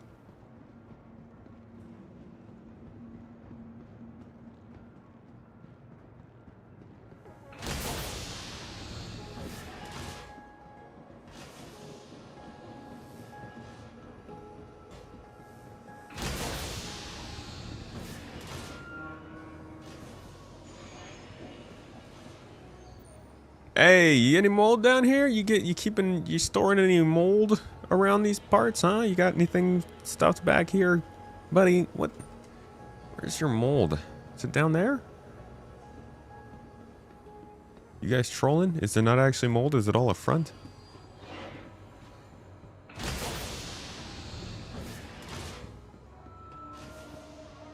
You were pissed about the bugs and the Zen attitude people had towards them on the first try. But that was 316. Came back after a year and enjoyed it much more, though still with issues. The Zen attitude. I'm doing a video. I'm working on a video right now. I had mentioned last week, I think, that I was really excited for it.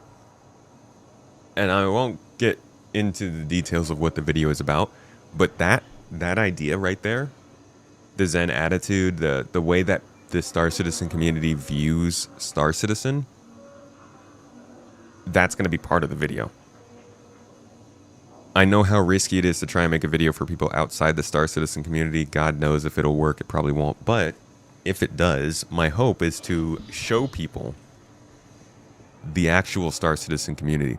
So if you've been paying attention on both YouTube and Twitter, I've put out some polls recently asking for feedback about what people misunderstand about Star Citizen. And the answers I get are very important because those are what's going to drive the video. Bit of a phenomenon, dude, where people think that, like, for whatever reason, Star Citizen fans are just completely blind to the fact that the game is kind of broken. In reality, Star Citizen fans are the most loud about it. But, you know, you wouldn't know that if you spent all your time on Twitter calling it a scam. So we'll see. Lycos, thanks for the sub, dude. Does cleaning out mold of your water bottle earn you points for Levki? Hey, mold hazard. Y'all got a mold hazard down here? If so, you should be loaded after you found your old water bottle yesterday and cleaned it out. Bro, that's gross. This looks like it could be mold. Dude, there should not be mushrooms this big growing in your hallways. Guys, that's really bad. Like, it shouldn't, the problem shouldn't have gotten this bad. Oh, these guys are all wearing actual protective stuff. And there's like actual... Okay, so this is the specific hallway. This must be a new hallway they opened up. From 4.5.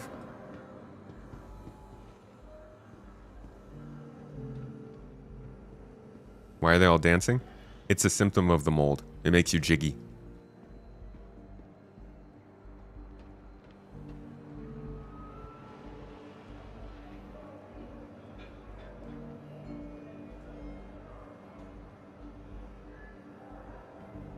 Too many people go to Twitter for their information rather than doing their own research. Twitter is like the worst place for information now.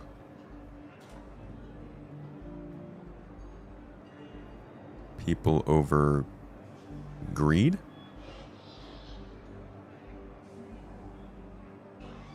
Greed over people over greed over profit? Why is greed marked out there?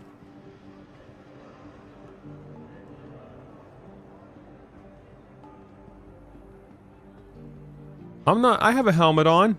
I'm safe. I got a helmet and a fire extinguisher.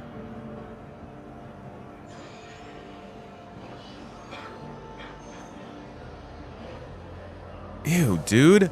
Why isn't anybody cleaning this up? Oh, that's my job. Oh, and it's like you're sharing air with the market from this too. That's wow. Okay, cool. Just no quarantine.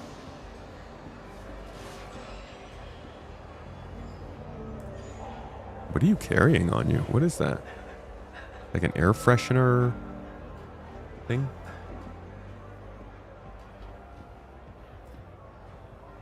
If people ask if SC is worth playing, you still tell them no, and it's better to wait. Only exception is if they have space and background.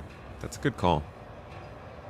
You're worried about how realistic the balance will be between gathering resources, maintaining a base, sourcing blueprints, and not having it feel like a job. Thoughts on the crafting pace and feel so far?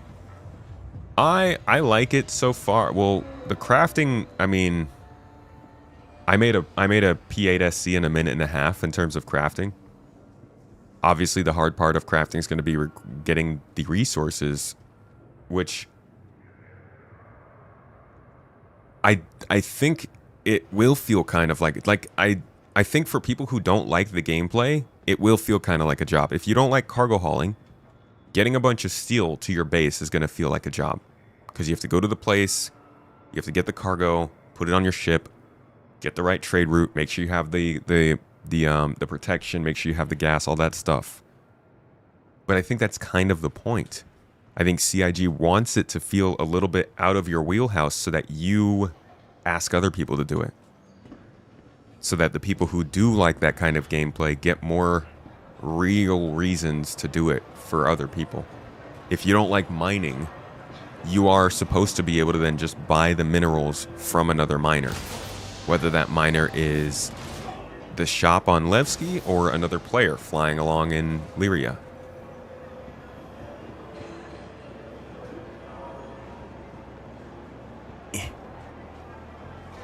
It's one thing that they need to do a good job of explaining in this game. Not everybody is supposed to do everything in this game, and they need to make it easy for other services to step into the places where you don't want to take part.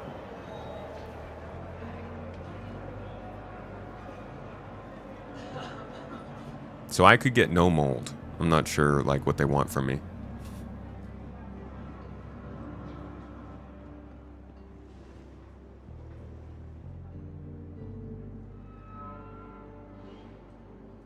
Also part of the dynamic economy, though, you're not really supposed to do it all. Foxhole isn't the best example, but separation of labor and expertise is a part of what makes it work. Yeah.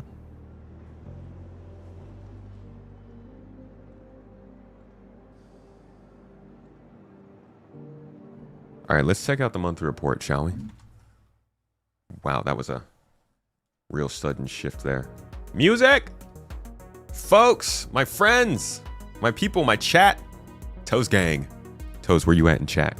Let me get the exclamation point Toes in chat. Actually, does that even do anything? Do our Toes do anything in chat anymore?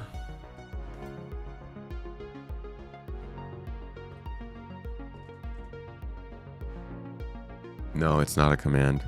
Sad day. Well, we've got a monthly report to go over, and it's from both of the last 2 months. Now, not to say that even though it's 2 months, don't expect it to have as much as you would expect from 2 months. It unfortunately is probably going to be kind of short. According to Caseo, I don't read my chat. Hey, that's a pretty good core gameplay section, actually. This could be interesting. This could be a solid read. Sometimes they're shorter, but this actually has... We'll see. Check your freight elevator. The mold is commodities from Levki. Gotcha. Good to know. They should let you pick it up from the city, man. That's actually... That's actually kind of funny. I guess the story could be that they're cleaning it up and packaging it, and then you're disposing of it. I would have thought that we were literally cleaning it up and taking it out. But okay. We'll do that. Reading is for suckers. Well, you know what they say. If you don't read every message, then you don't read any message. Curious where this strange fungus came from. Someone had to have brought it from Levki. Dude, I think it's the Van Duel, man. I think they've been mixing with the human population a little bit, if you know what I mean. How was the interaction with the game in 4.6 just now? It was pretty good. I didn't notice any problems there.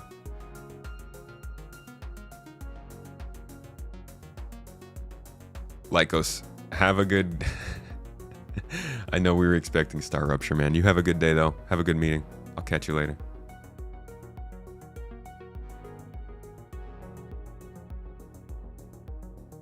Think he knows he's supposed to check the freight elevator and is aiming to slowly drive us insane. Unfortunately, it wasn't one of those. Not quite. That's usually when we've got a drink to be had. Love to drive you guys nuts. Up the wall. Okay. Let's jump into this. So this is a weird one because it is a November and December monthly report, but also CIG released it weirdly early this time, so we're doing it here on Wednesday. As always, we're going to go through the monthly report of all development that's been going on. Well, all development that CIG will tell us about that's been going on in November and December, which means probably things like crafting, some of the new events and content coming up in 2026, whatever new ships are going on, economy stuff, narrative, all that jazz. As always, we're going to go through mostly the gameplay focused stuff first, then we'll loop back and we're going to re-record for the ship section. And for that, we'll be using our ship spreadsheet. Now, this year, or this month, I guess technically it's this year since we're in a new year, I have changed my ship spreadsheet a little bit. Let me see if I can find it here. The ship tracking database. There we go. So, as I've been moving everything from my Google to my Notion, I did the same here with my ship tracking sheet. And I will put this live up on the website so you guys can follow along. But we're going to have to change up some of our labels here because the stuff is a little bit new, obviously. So it should be a fun time going through it today. But like I said, first we're going to start with features and stuff like that. So thanks for coming. If you're here live, feel free to ask questions. We'll be chatting the whole time. If you're watching this after the fact, we'll cut all the chat out. But if you want to ask more live questions about this sort of stuff, come join us on stream. It's good times. Let's jump in, starting with AI on the content side of things. How are we on music? Are we good? Can you hear that? AI content closed out the year working towards the Alpha 4.5 release with the addition of Nyx. The team revisited the social behaviors in Levki to ensure they were utilizing all the usables available to them. You know, the social behaviors like cowering and fear. They also implemented new Nyx-specific voice packs representing a new approach to ambient dynamic conversations. While the initial sets were designed to be used anywhere, the team is developing targeted voice packs so that the conversations provide a unique narrative experience depending on the location. AI content also worked alongside the mission team to support the setup of new mission reps and story-based content for upcoming releases. This is important because it's key to remember this is a November monthly report. So some of the stuff we're going to hear about here is stuff that was done for 4.5. So basically when you hear these details, think of them as anything that has been shown in Nyx is valid to be in this report. This stuff was mostly 4.5 where we saw the new conversational things coming in. Obviously 4.6 isn't live yet, so we haven't gotten to explore as much. But I personally think they've done a lot better at getting some conversations with information into the game. And that's good tea. Continuing on to AI tech and features. Throughout November and December, AI tech and features worked on the Valakar, improving its ability to utilize submerged positions while avoiding hills. They also I would love if they could get the adult Valakar to... You guys remember what we were supposed to be fighting Valakar-wise?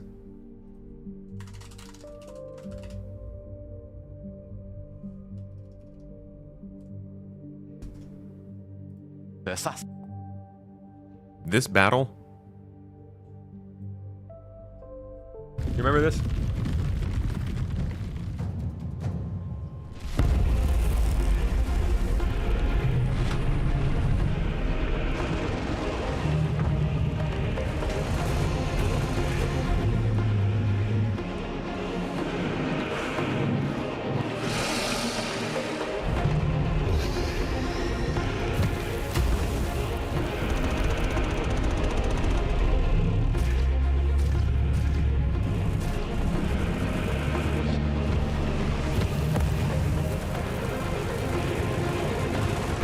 Yeah, I don't know. I don't know.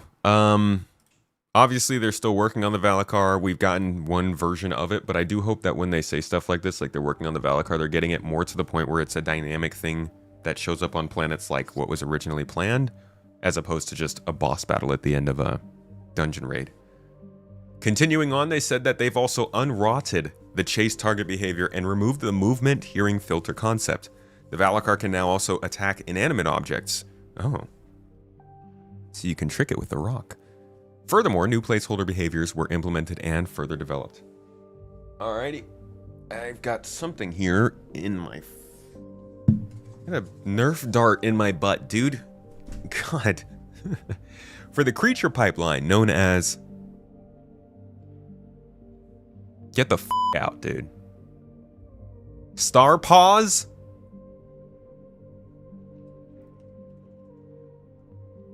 Star Paws? CIG has this thing of naming everything with star before it, and it started out as a joke, but now we've got like Star Engine, Starware, Star Paws, Star Planet, Star Kitten. Our crafting gameplay is probably going to be StarCraft. We'll get Starbase at some point.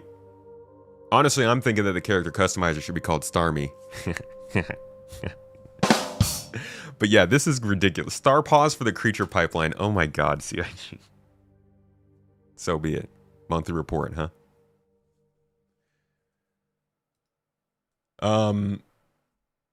We'll give it to them. We'll let them have that. The only thing that doesn't start with star is Spectrum. Oh, you wait for it. You just wait. They're gonna call it Star Talk.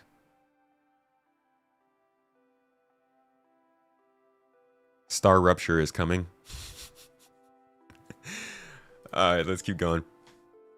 Work was done on the AI-triggered actor state. Radial informations were ported from Squadron 42 and the AI skill extender was refactored and renamed AI motive. The team also added a health lost this phase boss motive condition. Updates were then made to the anti-personnel turret, with the devs fixing an issue that caused the guns to fire above the target's head. They had stormtroopers as turrets. Numerous missing hints were added to subsumption activity tasks, while general bug fixing was done across the board, including the navigational links and traversal behaviors. We've talked about navigational links a lot. This is like NPCs taking ladders, using doors, going on elevators, stuff like that. Them getting into and out of different compartments of the space and the level. AI planetary navigation improvements were made to allow easier changes to physics terrain patch resolution. Although currently only available on the Valacar, this update is planned for release in the Alpha 4.6 patch.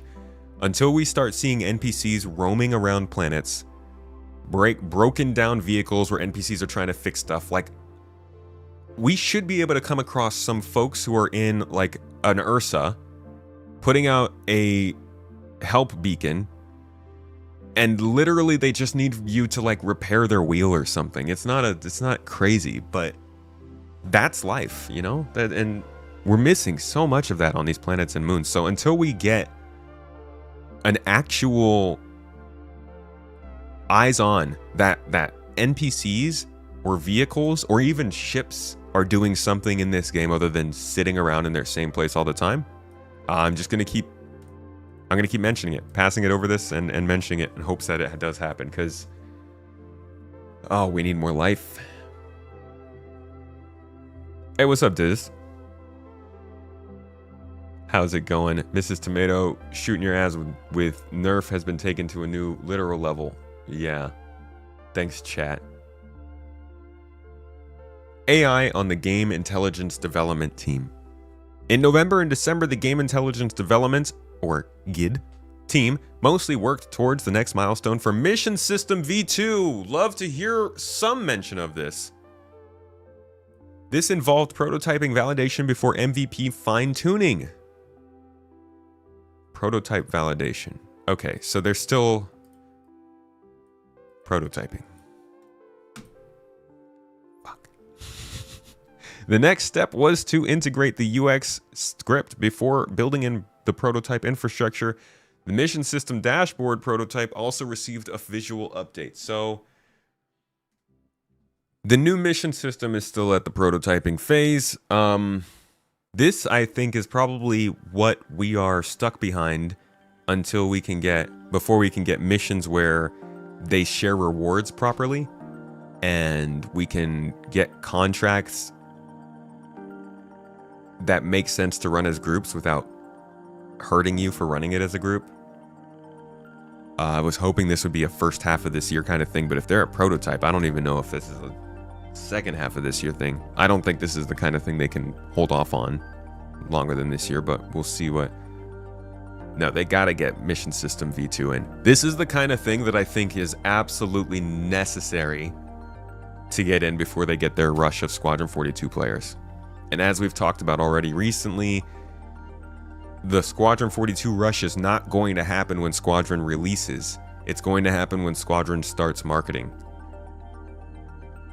And it does not sound like this is going to be ready for that. They're saying that's what they did already.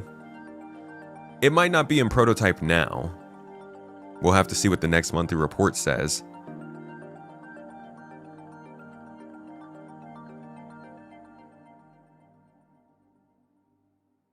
But if they worked on MVP fine-tuning in November and December,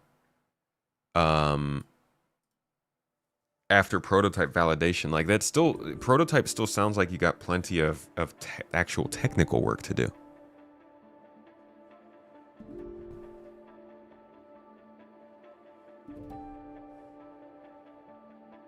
I hope that interpretation is closer. I hope that they're closer to an MVP than they are to a prototype, but we'll have to see. I guess maybe that it does sound like it could be a second half of this year kind of thing, but usually when their UI isn't getting polished, I'm not really expecting it anytime in the next few updates. I hope it is though.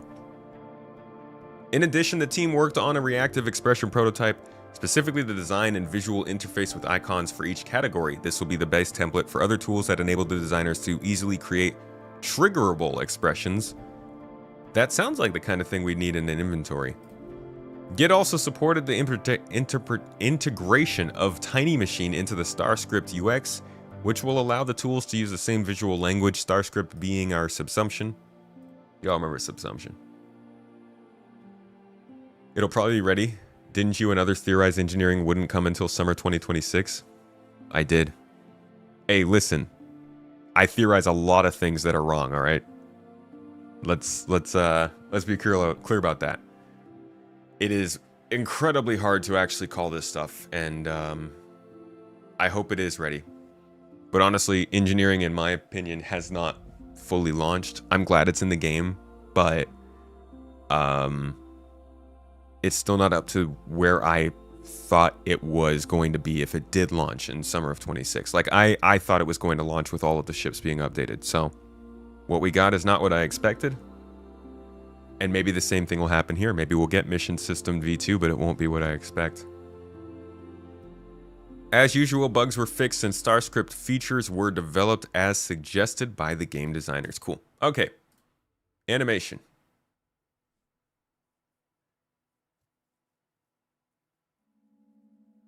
Yeah, I think... To be honest, I think they're going to do the same thing with this crafting that they did with engineering. As just a first say of what I experienced with crafting, it feels large enough in scale that they cannot test it. They're not going to be able to test it in Evocati, in the tech preview, in the PTU. They can't test it at scale. So I think much like with engineering, they're probably going to get crafting into a place where they know it's not breaking the game. It is not making anything else in the game impossible. But it still very much probably will be unbalanced, and they'll put it in just so that they can get more data out of it. Because the stat increases that you can get from crafting, it's gonna be fun. It's gonna be fun. All right, animation. Animation. November saw facial animation back on set for their final performance capture shoot. Their performance capture suit. of the year alongside the narrative team. They captured content for 2 new characters alongside 2 new voice packs that will populate the NPCs found in the Nyx system. Offset, they completed animation tasks for ArcCorp's Ella Tieno, who players will be able to see during comms calls. Okay, so I believe Ella is the same mission giver that ArcCorp had for Resource Rush, so she's coming back. Going into December, the team began processing the content captured in November, starting with one of the new named characters who will be seen in an upcoming release. I think that's a Shubin Interstellar mission giver. On the gameplay side, the animators worked towards finalizing the Spec Ops AI combat set as well as 2 other human sets. Progress was also made on melee and mechanized enemy types. Mechanized? Oh, probably like people in Icties? That'd be a good boss fight. Player swimming and navigation, new weapon animations, and creature improvements for the Copion type enemy were also worked on. Development continued on the background life AI as well. Love some background life. What's up, Preacher?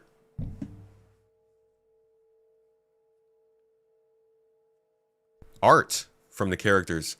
The character art team closed out the year by finalizing event rewards and promotion items while progressing with new gangs for 2026. The concept art team began exploring ideas for the new armors and finalized handoff sheets for subscriber flare items. We're going to skip over ships for this month. Community, we love the community. Super appreciate you guys. These are cool. To celebrate the system's arrival, they launched Star Citizen's first ever Twitch drops. They also partnered with CLX Gaming to give away custom PC, which was built during a live stream alongside its twin, together forming a panoramic tribute to Nyx, with one half inspired by Levki, the other by the Vandal. Huh. Nice. I didn't even know they did this. Yeah, they look kind of cool.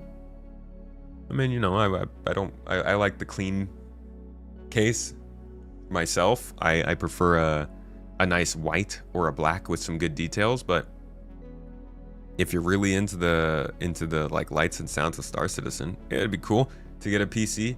And also, you know, winning a PC right now is just kind of like a mini lottery, so that's good on its own. It's got Vandal text on it too, which is kind of cool. Community folks, probably at a Bar Citizen. All right, core gameplay. This is where the good stuff comes out. Let's see what happened. During November and December, the core gameplay team supported multiple releases, progressed towards the release of a variety of features, and supported the remaining development team across multiple initiatives. Come on now. Come on now. For Alpha 4.4, the team collaborated on the release of the Boom Tube rocket launcher and fixed various weapon-related issues. As part of the ongoing initiative to significantly improve weapon handling, a variety of changes were made to tighten up weapon feel, such as ADS control, and expose more controls to the designers. Engineering gameplay went through multiple tech preview publishes and was ultimately released in its first iteration in Alpha 4.5. This included an extensive list of changes based on internal and external feedback. For example, MFDs will now enter an emergency state instead of turning off when out of power. The devs updated the relay behavior to no longer break the resource network when fuses are destroyed, but instead limit the effectiveness of connected items. I'm sorry, that's a change they made in 4.5?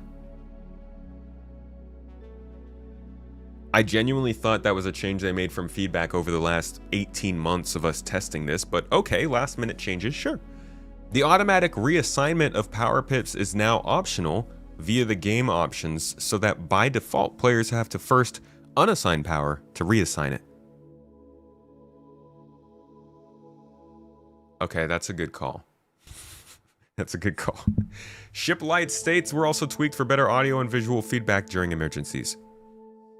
The first version of ship armor and life support was also implemented, providing multi-crew support gameplay with additional dynamism and depth. Alongside player experience, core gameplay identified critical feedback that was either addressed in time for the Alpha 4.5 release or has been added to a future iteration of engineering. The team said, "We're thankful for the feedback provided by the community." You know they got a lot of feedback. Getting engineering released was no small feat, Toes. And seeing players really push the system to its limits has exposed areas of the feature that needed more refinement. We're looking forward to improving the feature over the next few releases. They've got a lot of work to do on engineering. As somebody who has stated multiple times it's going to change everything, I still think that it's the balancing that's going to make that true right now. You can see it, and to some extent you can feel it. It's just, it's not quite there. And I'll be quite honest with you, I think this was CIG's chance to prove that they could make fun gameplay straight away and drop it in. Because most of the gameplay they've made thus far, from FPS to mining to salvage to now engineering, I feel like has been great starting points for the gameplay, but every single one of them still feels like they're kind of missing some stuff. And some of that stuff is like stuff from the other parts of the game. Crafting obviously is missing for mining to feel better, but I still think that it's not quite complete, and they need to really show that they can launch something complete. It'd be nice to see that before Squadron. What notes are these? This is the monthly report from November and December. Basically, this is everything that happened at the end of 2025. The first iteration of ship armor, we talked about this and what the team had to say. Throughout November and December, the team progressed its next major feature. Here we go. Okay, now we're talking about new stuff. Crafting. Progressing to tech preview readiness, which enabled a limited round of Evocati testing conducted yesterday. They just put this in. They got that updated.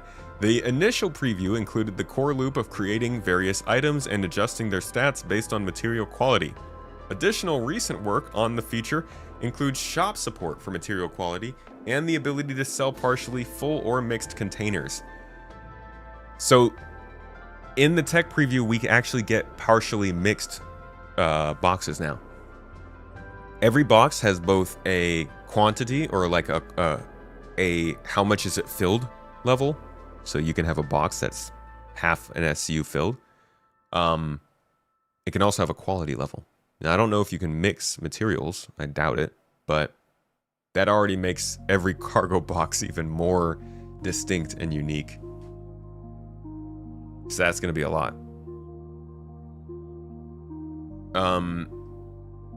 Let's see. And yeah, shops don't have commodities in them, so I can understand why that's something that needs to be fixed. Progress was also made on the main crafting UI. Okay. So, just to be clear, the crafting test right now for Star Citizen is going on, or has been going on, and we can now create things in-game using materials that have quality levels and need to be combined to make the best materials. I'm seeing 9 to 15+% increases on different stats. Your rate of fire on certain guns is going up quickly. The crafting materials are definitely going to make a difference in Star Citizen. And now in the newest monthly report, they are acknowledging next steps. They are progressing on a queue screen, which I've actually seen in the test. They're selecting the delivery destination for crafted items. Right now, you can't send them to the crafting machine, only to your own inventory. They're going to be refunding materials, and functionality is going to be added to dismantle previously crafted items. I've seen that as well. They said at this stage, the core functionality is present. The devs are preparing to review player feedback before polishing the feature ahead of its eventual release. I think they're going to do this much like with engineering in the tech preview. I think crafting is coming to the rest of players pretty soon. This is something they can't test at scale, or they have to test at scale. They can't keep testing in Evocati because they have to test our ability to go get materials, to refine materials, to store materials, to craft with those things, to dismantle those crafted items, and then sell the materials or use them again. Every single one of those pieces needs player hands on it to make sure there's no big bugs, and you can't keep running 6-hour playtests on the preview channel to get those feedbacks. So I think they're just trying to test right now to see if things work, and then they are going to get us the actual PTU sometime probably in the next like month, maybe 2. We'll see. Considering we didn't even see a 0.1 and 4.5 is weird to you? You were hoping 4.6 would be inventory focus, with 461 being the first iteration of crafting.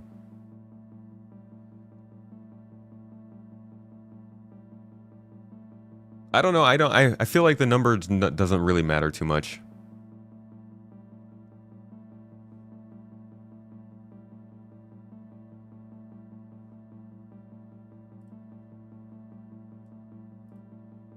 Let me just make sure that actually...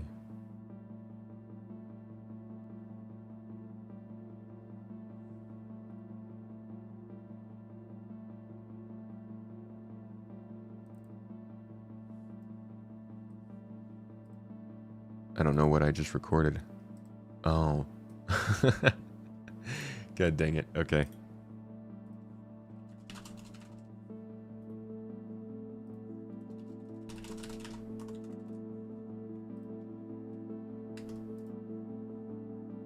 And there we go. What are we reading? This is the monthly report from November and December.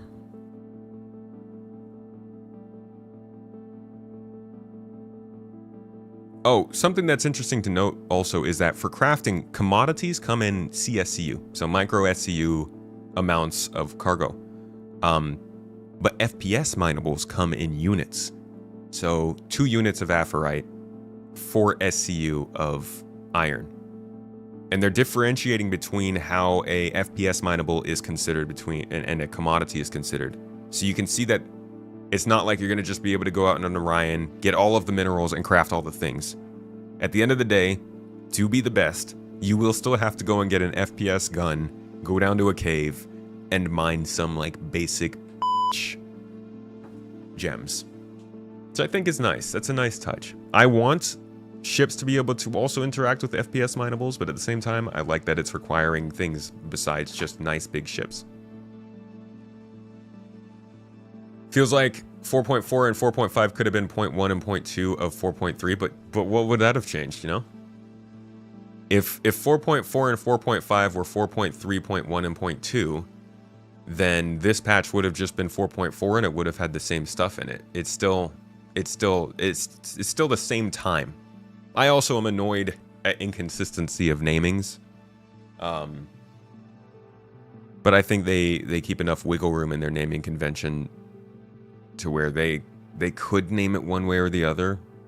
At the end of the day, I think it's the month more that matters than the number. Colmar, hello. Good to see you.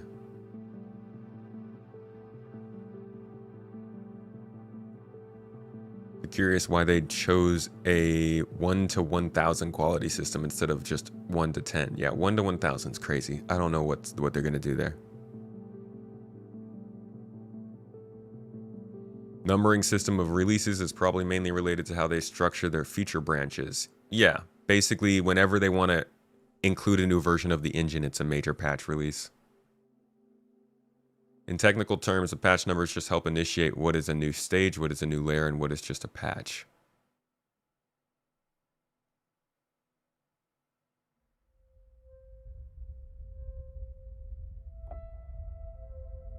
They've said before that the point patches don't mean anything.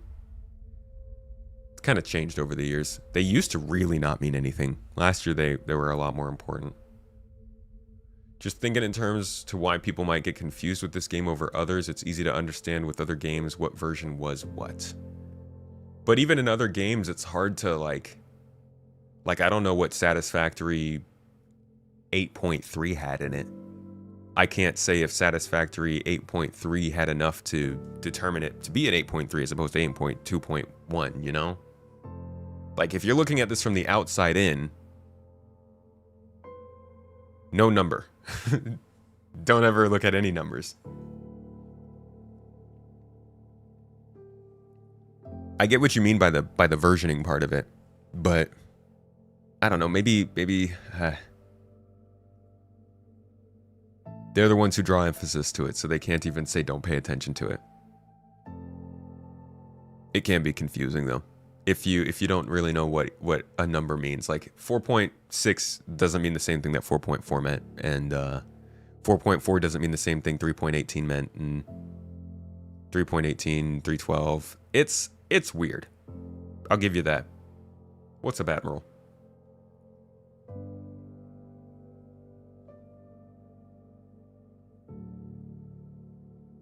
Not like quality 670 is that much different from 699. I'll have you know, I actually used quality 805 aluminum versus quality 750 something aluminum, I believe. And the difference in the stat boost was like a 13 point something percent boost versus a 12 point something percent boost. So maybe all these numbers are obviously very subject to change and probably are not actually final or any way meant to scale correctly. So it's probably not even worth mentioning these numbers. That's just going to cause more drama than anything. Ignore what I said. This is why they don't want us to talk about these things. For the flight gameplay, the team continued their efforts towards the improved flight model, including various adjustments to control surfaces. This also included exposing more options to design to allow for more control over atmospheric flight behaviors. The team also continued their tasks for the command module used by the Drake Caterpillar and Ironclad. The first playable version of the feature was presented, showcasing seamless handover of the controls from the host ship to the command module and vice versa. This work also allowed them to address various docking-related issues and improve debug tools. That's something I was hoping would happen, that they would be able to retouch on docking because they're working on the command module. Definitely needed.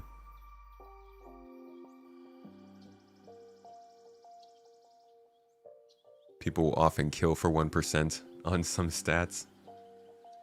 Oh boy.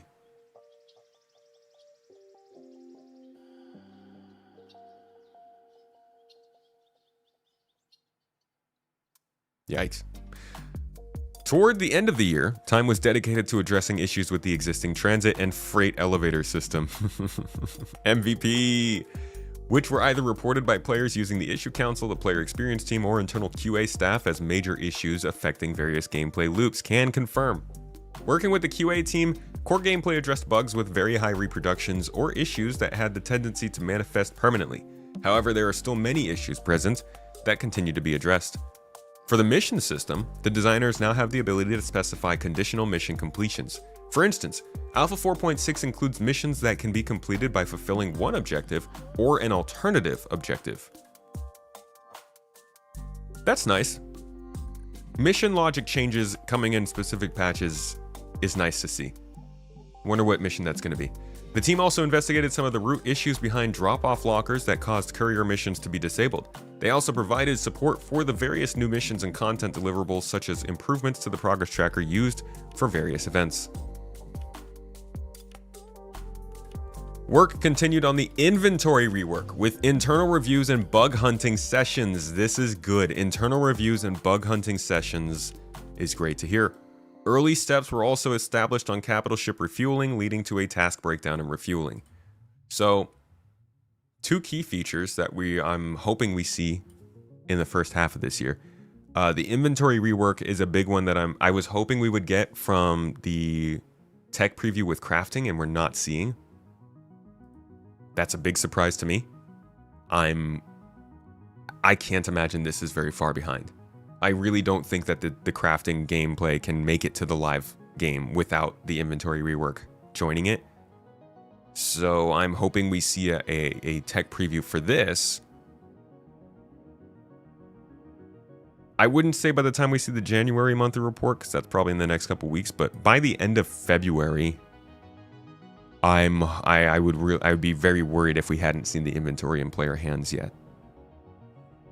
For ship refueling on capitals, this isn't something we need until we get to the joint task group, so we'll see what happens there. Finally, core gameplay delivered a feature-complete version of cockpit light amplification, which enables players to better see their surroundings in low light conditions. That's LAMP, coming in 4.6. Great touch, great addition. Going back up to the mission system stuff they talked about here, I wanted to touch on real quick. The team includes missions that can be completed by fulfilling one objective or another.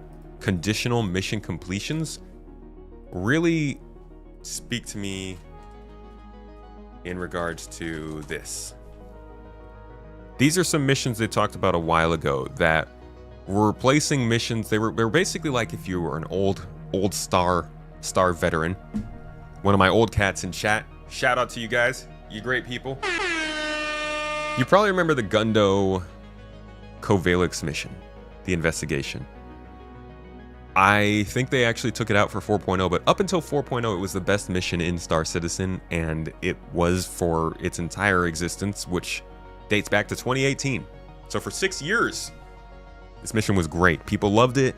You could finish it and you could fail it. You could get conditional like objectives. You could turn in some of the objectives and not find others. You would get different completion states in this mission. Like you'd get literally a different call from the woman that you're working for if you didn't get enough of the information. It was really good, and it was a great kind of like template for what people wanted to see from just general space missions, just like your average interesting platforming investigation mission. So back in 2022 at CitizenCon, they actually gave us a design brief about investigations. Now, design briefs are really, really early on explanations of stuff. To put into perspective, this is the engineering design brief, which we didn't get until, this was March 2023. So if you go by that timeline, we should have gotten investigation missions by now, but that's just to give you context for like design briefs are early on kind of stuff. Regardless, they did this because they wanted us to have an idea of where they were going with this kind of gameplay. And it's pretty cool. And it sounds a lot like what they're saying in this monthly report. Listen here. He's muted. Why are you muted?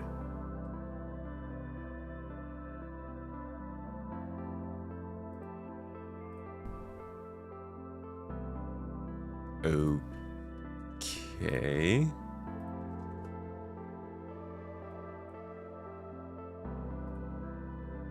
What? Ah, stupid Duocaster. Sorry about that. Giving the player the agency to decide when... You know, mute buttons. So we're in the prototype phase with the investigation mission, which is more important than ever because it's such a complex mission and we need to ensure that it's scalable and that other designers can make their own mysteries with it. With the pitches, we can now prototype and sort of get that gameplay feel and see which one we want to explore more for the player's experience. Some of the hardest points of this are going to be the scalability of it. An investigation at its core is a story, so the story should always be at the forefront and the focus. So the first stage of prototyping was to prove that we can make it like a mystery happen in the most restrictive location we have, which was like a derelict. So this kind of interplay. Hold on, I'm sorry. Let's go back to like where they actually talk about what the heck happens in these missions. His like work itinerary on there, and they're all crossed off until one. And if you're smart, you'll go to that location, and should you go to that location and do a little searching, you'll find his body there, and he's been like electrocuted, fixing the final thing on his list. And there's your definitive ending. Whereas the second pitch, it's more about allowing the player to choose when they're done, like when they think they have solved the mystery. And the way we do this is we scatter evidence around the location and clues that lead you to that evidence. And obviously there can be red herrings in there. You can get your like answer up to a credible state, which might still be the wrong answer but you can complete the mission then. Whereas if you'd have carried on digging a little more, maybe found a few more clues and followed them, you would perhaps find an indisputable piece of evidence, like, you know, I did it kind of thing, that would get you like the bonus for the mission. And both pitches had their strengths and weaknesses. The simple pitch, we could see like how easy it was to scale, and it involved less complex narrative work. But we ultimately decided to go for the second because we liked the idea of giving the player the agency to decide when they were done. Yeah. Okay, so that kind of lays out where they want to go with the investigation missions, which does sound a lot like that Gundo mission we used to have. But clearly they got put on the back burner, they got left aside because the mission system wasn't ready for it. The contract manager clearly wasn't ready for it. I'm guessing they didn't have enough factions and members and people in it, and probably the team couldn't work on the missions enough in Star Citizen as it was. We didn't even start getting new missions till last year. Now we're seeing mining missions come in, salvage missions have been improved, we've got engineering missions, combat missions are starting to go up more, narrative missions are happening. I could see investigation missions being a kind of thing that they'd slip in at some point. Maybe not this year, but I think this is getting rid of a huge roadblock to making those a thing. All right, let's move on to economy. Oh, give me 1 second. I will be right back. You guys talk to the chair. I'll be seeing you.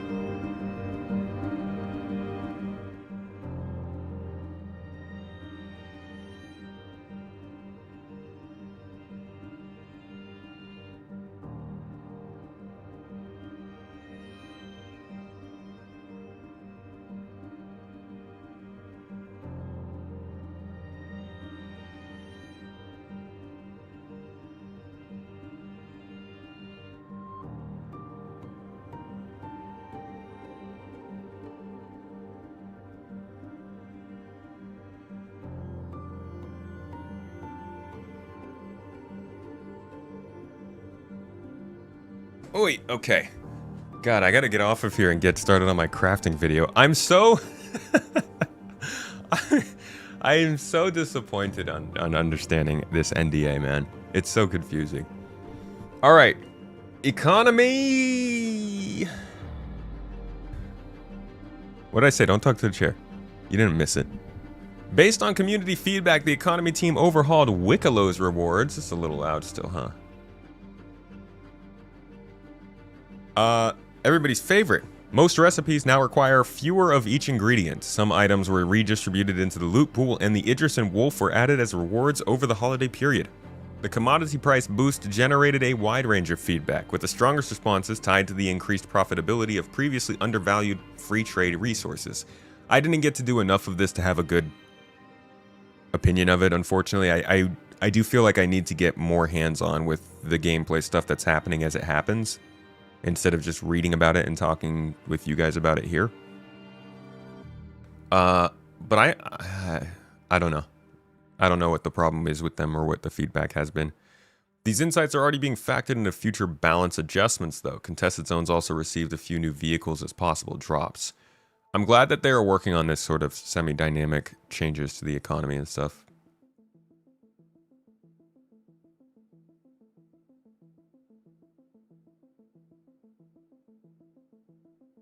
Why don't you email the emo team and ask them what you can and talk about and can't talk about and when you can talk about it? I mean,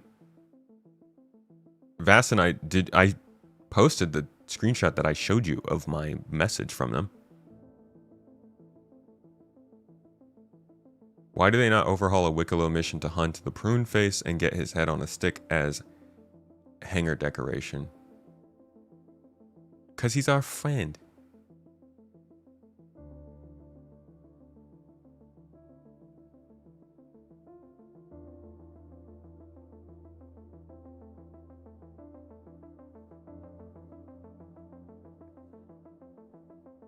Let's see.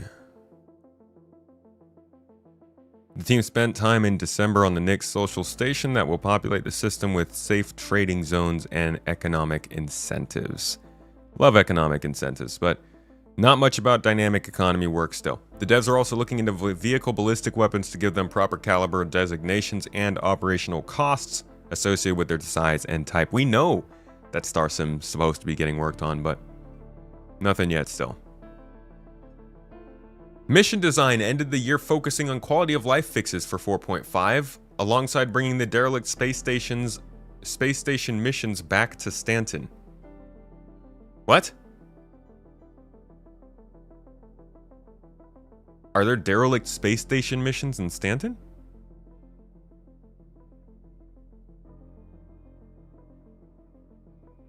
I'm confused.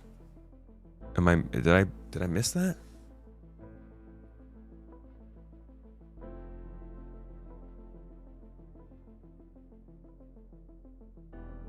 They were added in 4.5? Interesting.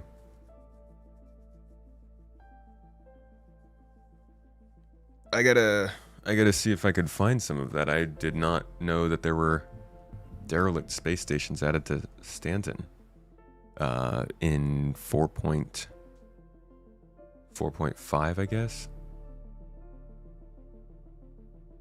Gundo, yeah, okay. Covalix Gundo was one of them. Interesting. All right, narrative time. Oh, we got Rockcracker showing up here. What do they got to say about narrative Rockcracker? The end of the year was a busy time for the narrative team as they worked towards the momentous release of Star Citizen's third system, Nyx. A complex undertaking, the team wrote dozens of new missions, helped bring the new Shattered Blade Outlaw faction to life, and oversaw the return of some classic characters to Levki.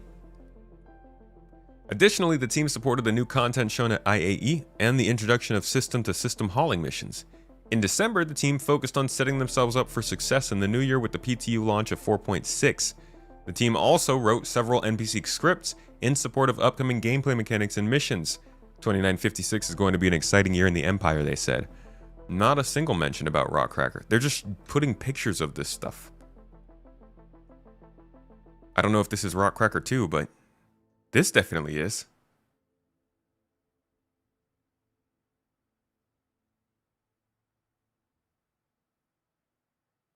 That's not what they're saying. What's not what they're saying?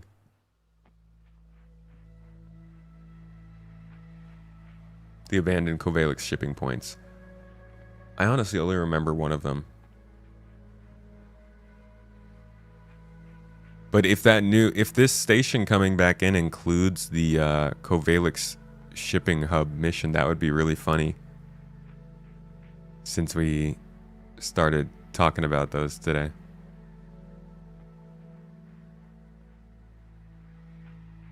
Online technology.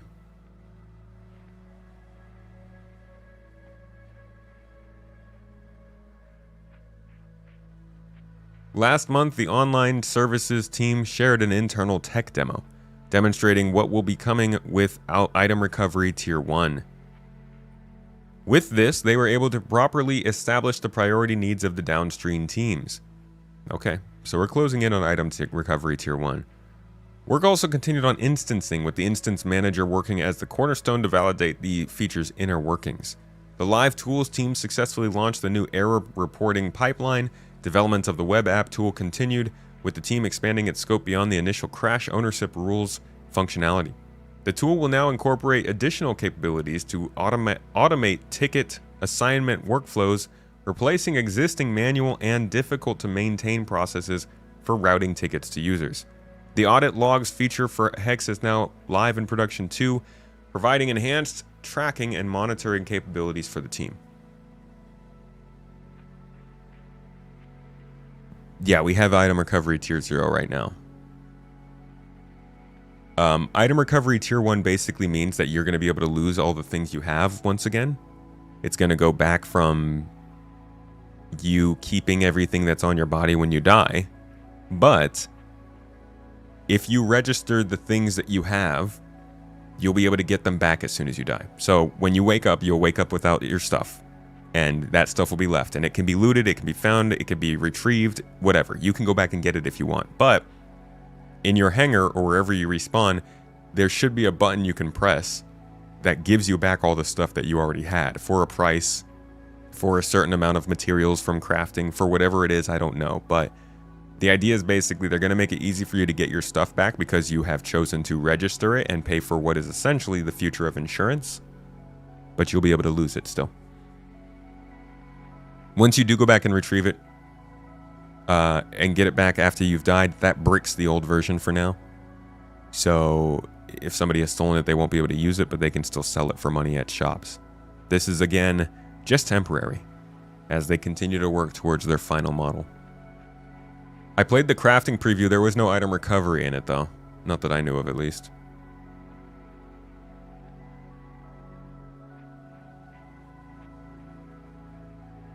Yeah, it creates a market for crafting.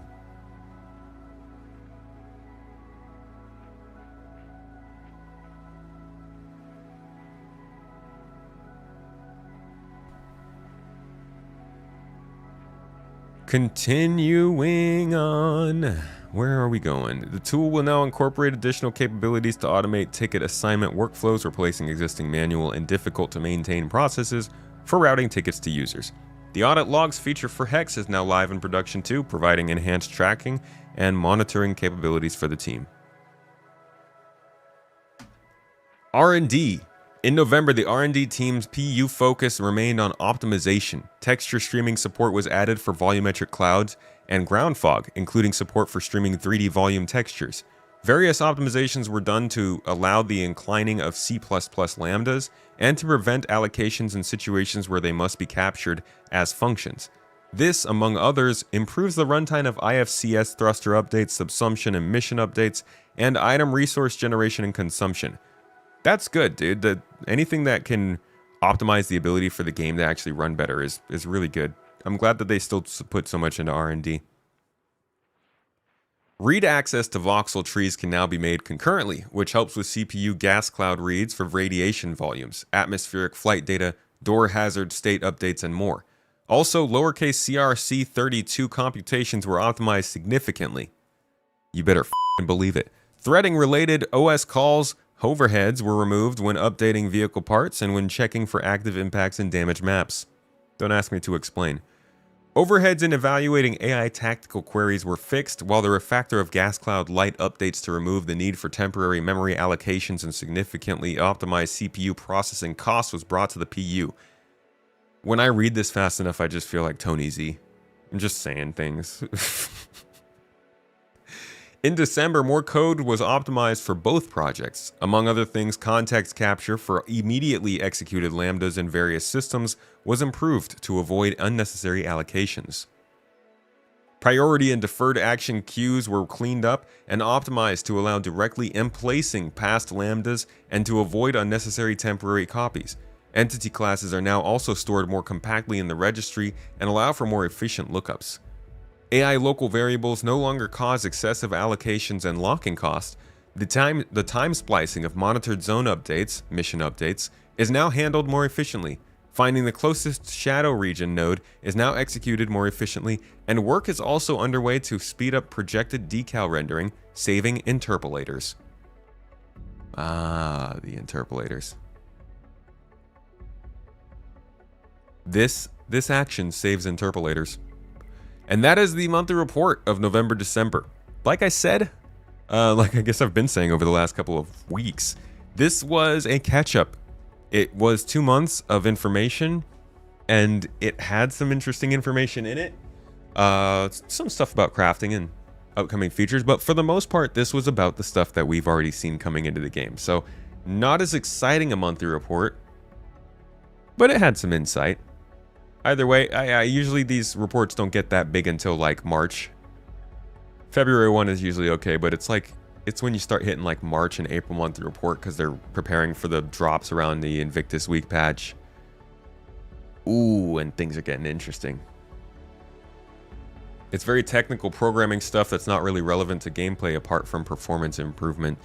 And I appreciated it in the monthly reports. I actually, over time, they've included less technical detail, which I feel has been a bit of a bummer. Like, even if I don't know what the heck I'm reading, this sort of stuff, it's important, and they need to share it because somebody does, and usually they can try and translate it into silly people words for folks like me.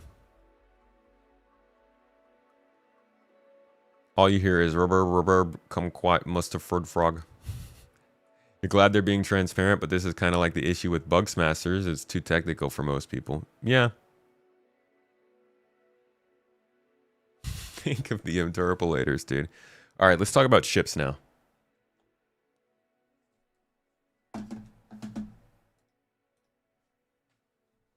Let's talk about those ships.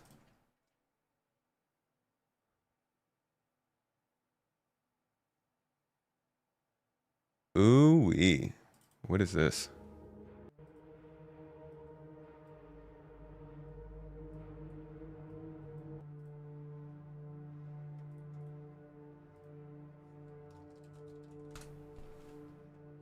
that needs to go here.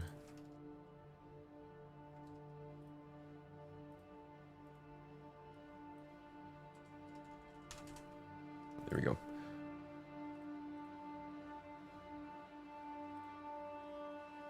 All right, our ship tracking data. Hold on, I gotta take this off the screen real quick because I need to throw.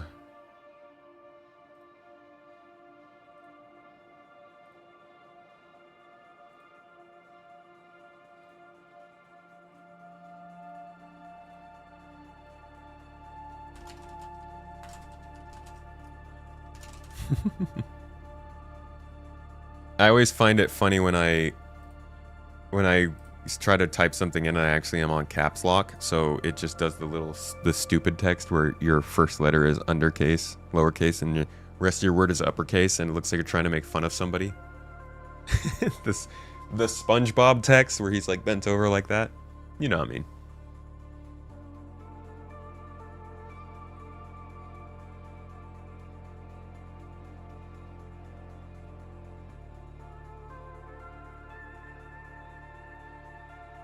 All right. Oh boy. Oh boy. Oh boy. I don't have a lot of dates in here. That's my problem. We're going to have to fill in a lot of first mentions for things. And we have so many unannounced ships. Oh my gosh. All right. You know what we're going to do?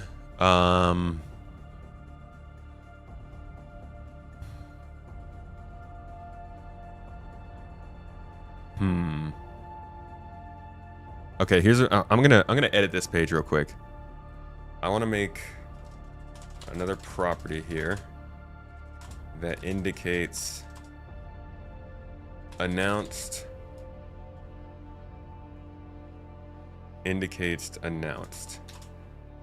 This will be a checkbox that can be checked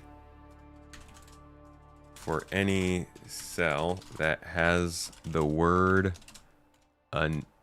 unannounced or unknown in the name cell.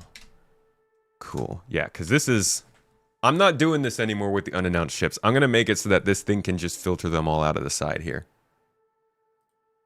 So it should create... Yeah, there we go. Creates a new thing on the right, and let's see if it actually takes them. If it doesn't, then I can do it myself. It didn't. Okay. We can do it ourselves. We'll just... Everything that has unannounced next to it.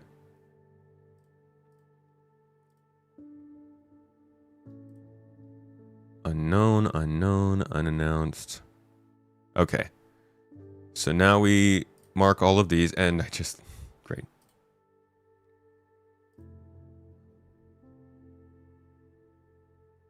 Unannounced, unannounced, unknown variant.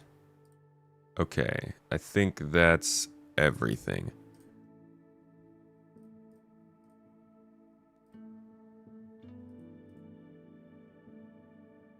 Now I'm going to group these out. There we go. Okay. Now we have all the announced ones in one section and the unannounced ones separate, because that drives me freaking nuts.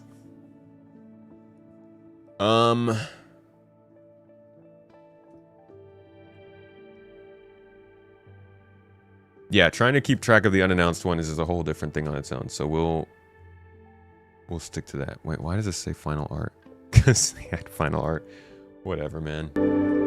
It's so confusing. Chat.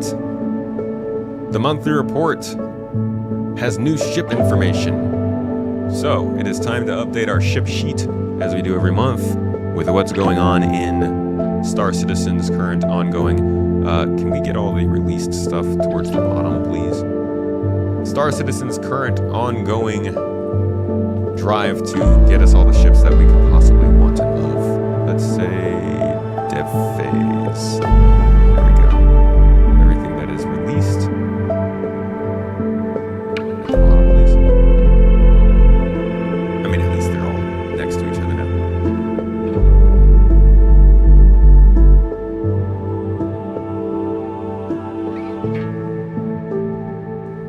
Lot 0, gray box, release imminent. We'll put that after Lot 0. Don't know. We'll put that up here. Final art is after Lot 0. White box is after pre-production. Pre-production's after concept. Okay. We got our orders all figured out.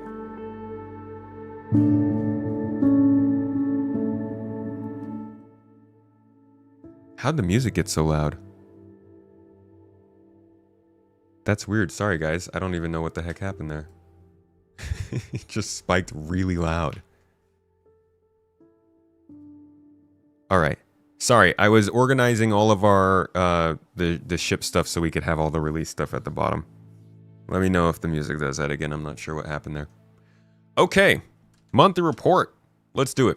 November, December were extremely busy months with the ship teams completing the Perseus, Clipper, Golem, MDC, L-22, and Salvation for IAE, alongside supporting the push for the first release of engineering. Sorry, did that hurt your ears?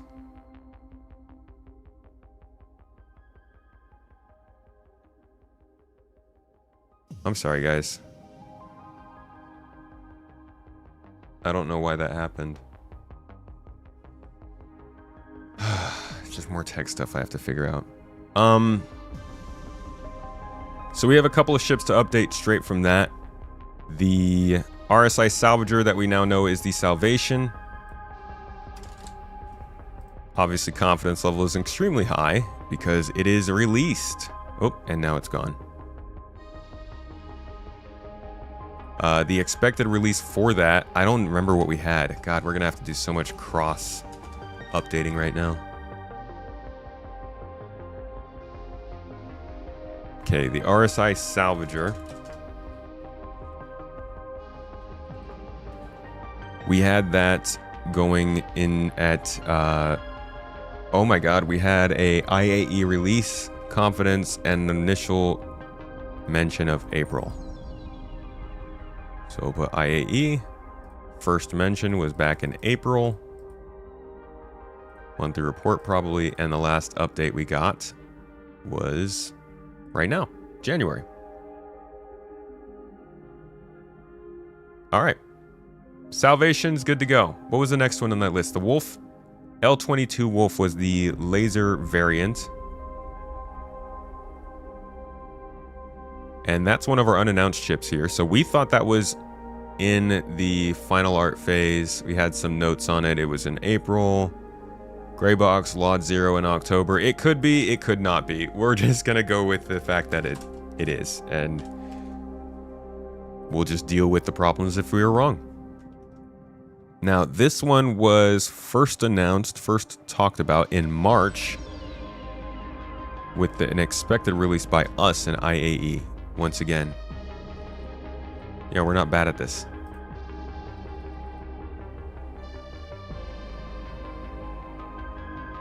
March monthly report. Last update, January 21st. New model. Roll. The roll for this was... Oh my God, there's so many of these here. I'm going to delete this one. We don't need it. It's a light fighter. Where is that here? We have small light fighter. We just change this to light fighter. And give it that one. All right. This one has been released. And announced.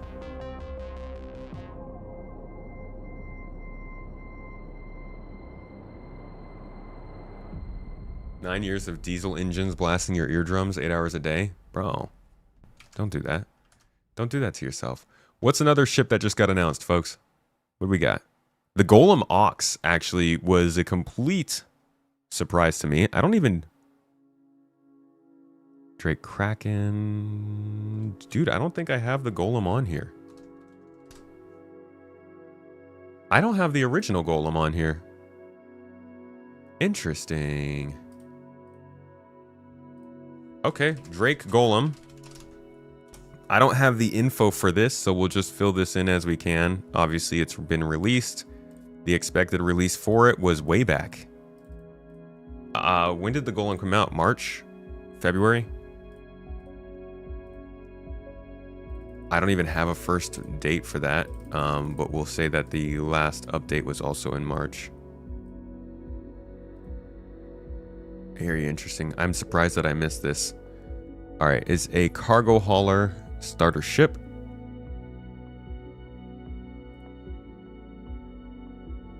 Just realized this one can be, we can change this tag to salvager.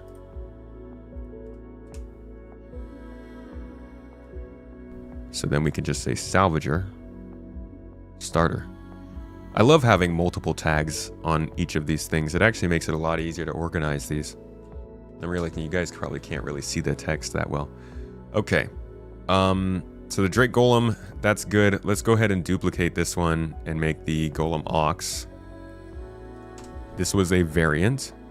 Also released very high expected release. I would have said this was a surprise. So we didn't even have an expected release here. First mention was honestly today. Last update is today. And no notes necessary. This one is a minor. Wait.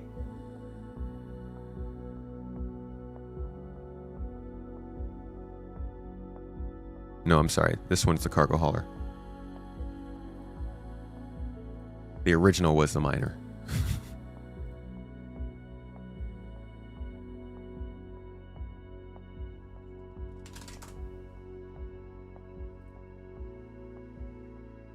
And the Ox is the variant.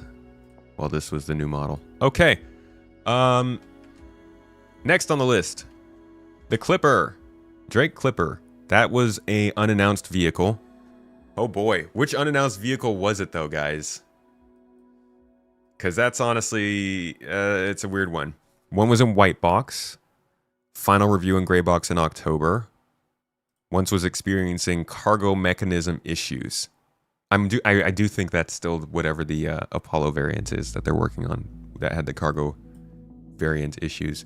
But it had hit final art in November, so either this is like the Ox or they put it on hold at the end of last year.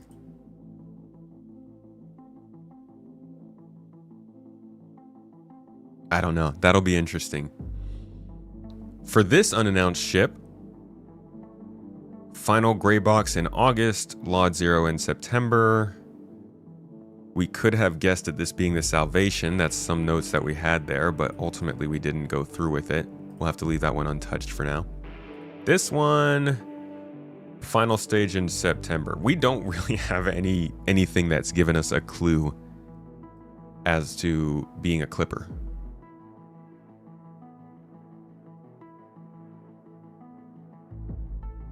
So I don't even know. I think we're just going to have to pick a ship and be like, yeah, this was the Clipper. Sure. We thought this one might be the Stinger.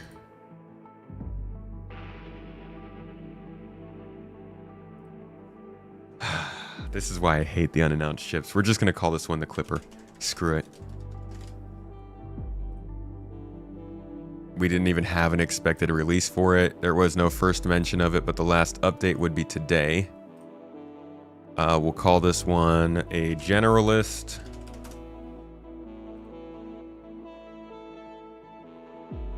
That's about it. It's just a generalist, right? A quest runner, we could say.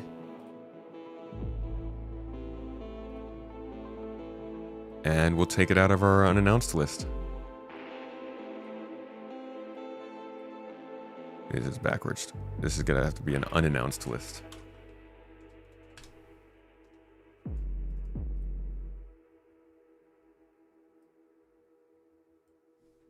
Go forth and clip.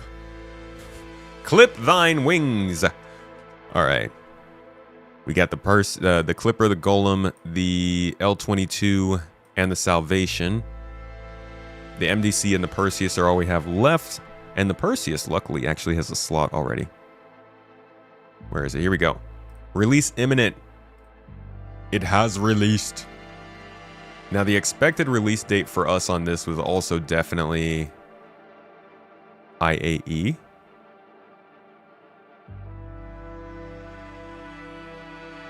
Wherever it is on here, I don't see it. Let's change up the music, please. In fact, can we get something a little more chill?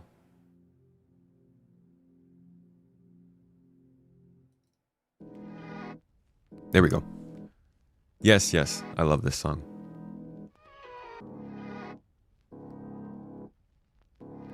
RSI Perseus. Here we go. Patrol boat release imminent. We had a last update November. Expected release IAE 2025 and November 2020 was our first mention. First mention. 20 dude. That's how long it took for this ship to come out. November IAE. That's September. Last update, January 21st. Confidence on this one we actually had as immaculate. I don't think it transferred that over here though. No, it just said very high. We'll keep it at that. We'll give it to you. We got it marked down as a patrol boat. I'm also going to list it as a large boy.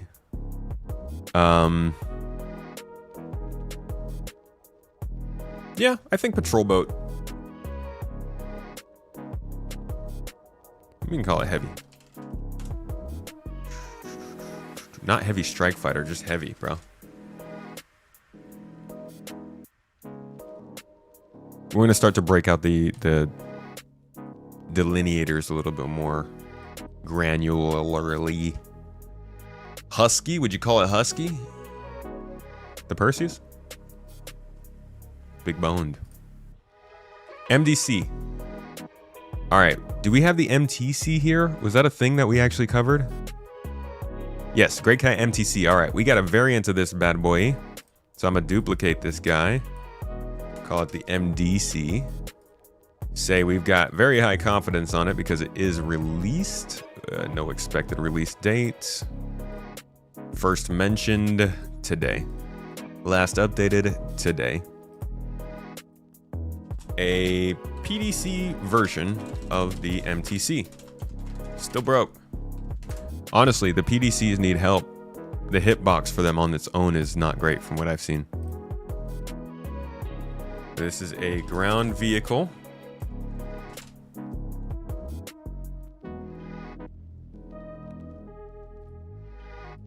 Now this one I'm going to call a...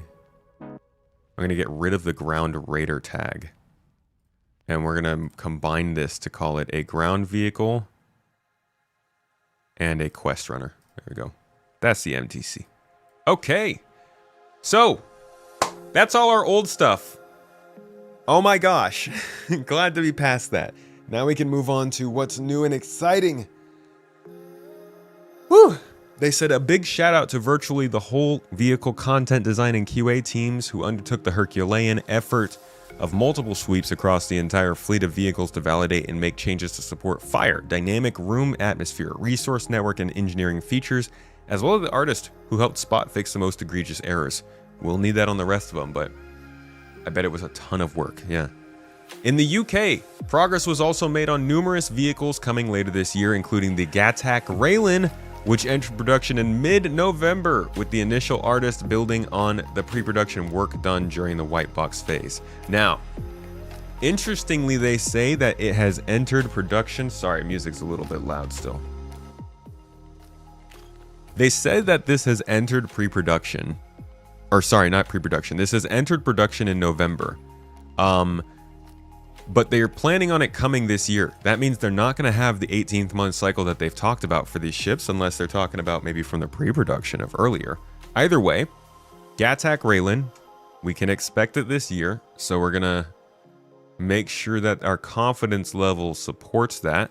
Let's raise this up to high. It's not in, what is it in? Entered production. We're going to go ahead and assume that means we've hit white box. Expected release, I still think could be a July.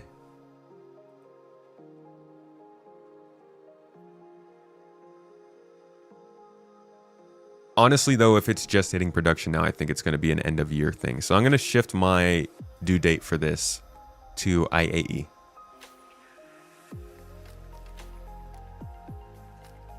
But I'm still going to call it high confidence. Last update, January 21st we've got. Yeah, it says pre-production van in June. Okay. Production began in November.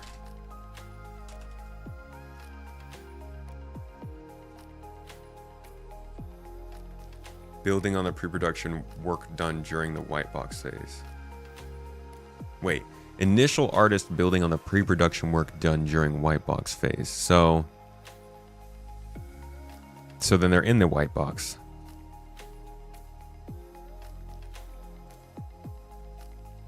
Building on pre-production work. That's what we'll keep that as. It's a cool ship. It's pretty exciting to see that it's actually in the works. It is a cargo hauler. We'll call it Alien. That's a tag we can use. Medium. It's a medium-sized ship.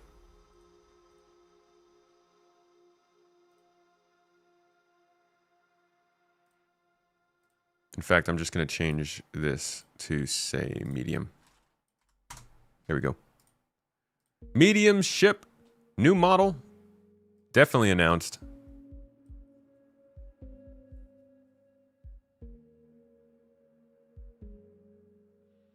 I hope that this ship is impressive when it comes out. Gold standard work on the Aegis Hammerhead continued. Areas were refined across the ship, as well as breaking out various parts into an Aegis kit for use across future ships, as per MISC, RSI, and Drake. Good to see that they're getting this done across all manufacturers. It's going to make future ships happen much faster. Aegis Hammerhead update. You know what's up there. Still in Lot 0, we're going to say expected release. Honestly, let's say March. Let's just like consider a March possibility. What did we have on there before for the hammer? The hammy. We had it at a Q4 2025 expected release, and we were wrong. First mentioned is September.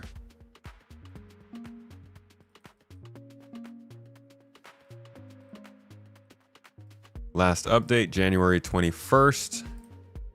And we will say building out Aegis kit for future ships.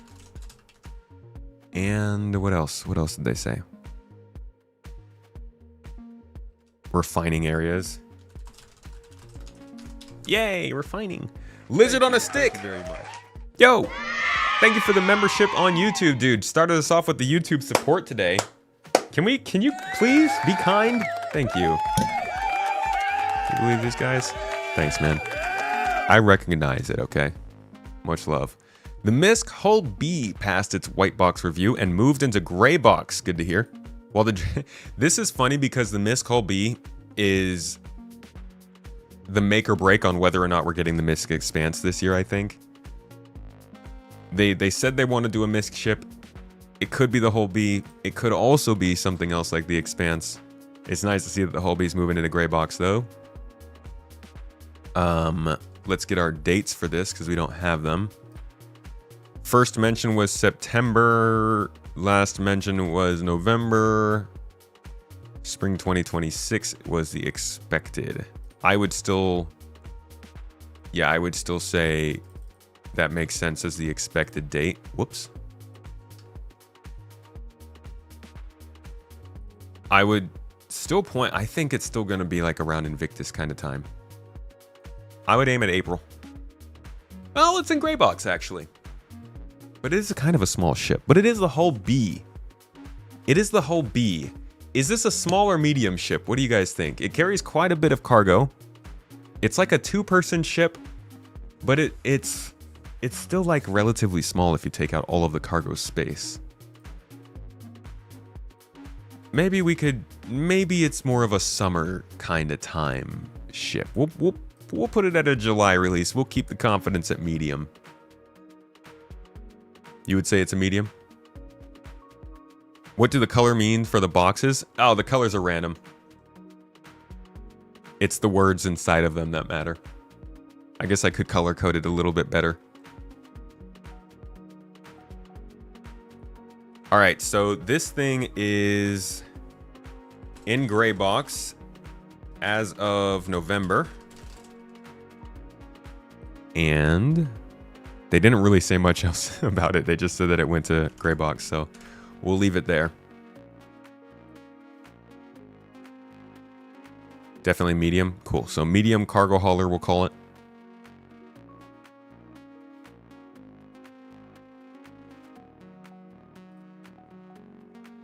The Holby's a one-person ship?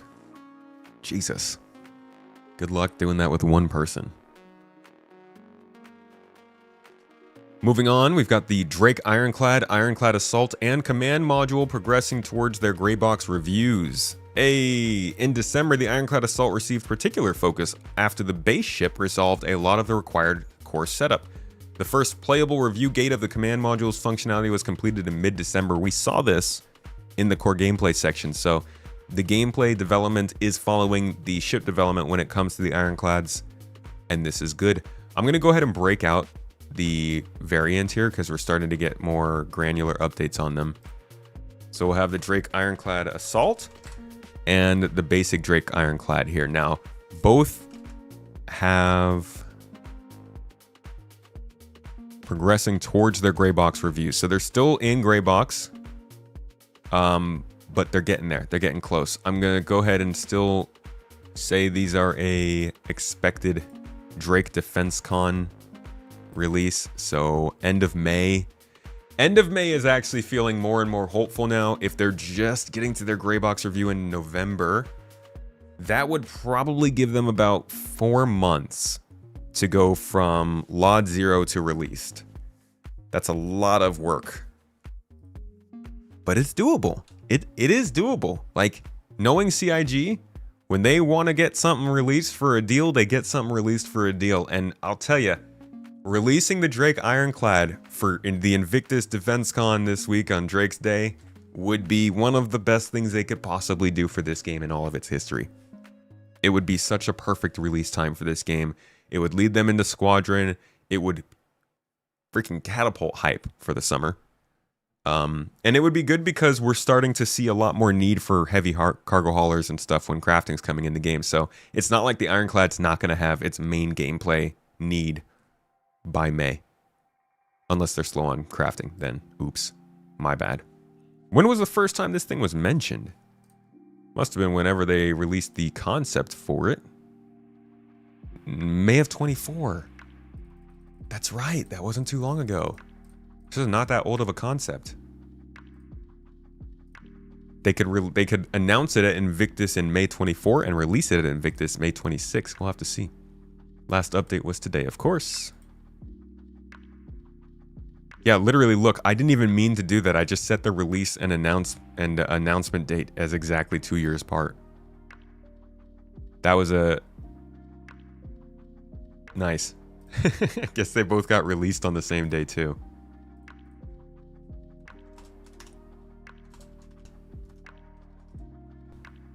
So we'll put that there.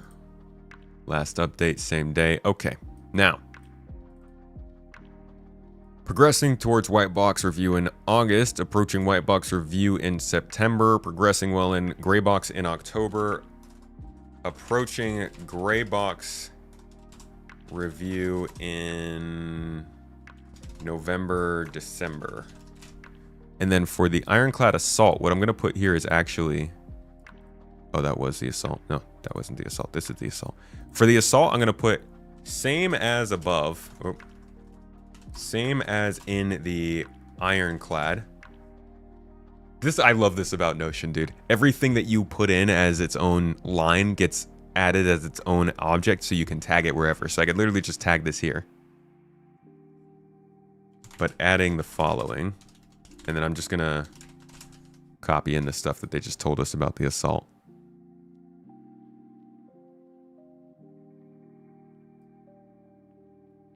Ironclad Assault received particular focus. There we go. Okay. This one we're going to keep as listed as a large boy. It's also a cargo hauler, though. In the heavy category. Is it a capital? The Ironclad's not considered a capital class ship, right?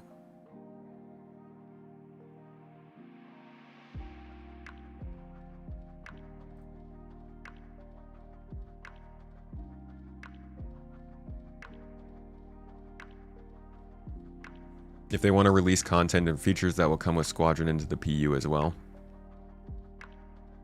Oh, a PU version of a certain ship. It's a large subcapital, okay.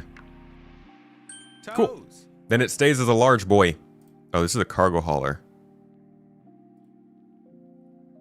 This is a heavy large boy cargo hauler, but this one is a heavy large boy assault craft?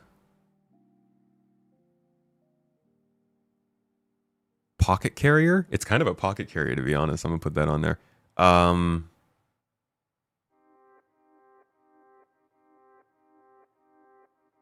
I don't actually like is it just a military transport? What do you even call the ironclad assault? Big ship box vehicle carrying boy with turrets? Leave it at that. Continuing on.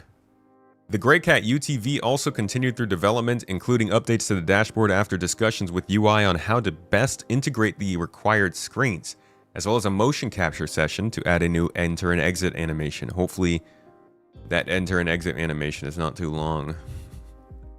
The Greycat, what was it? UTV? I think this is the first mention of this in a monthly report. Let's go ahead and add it.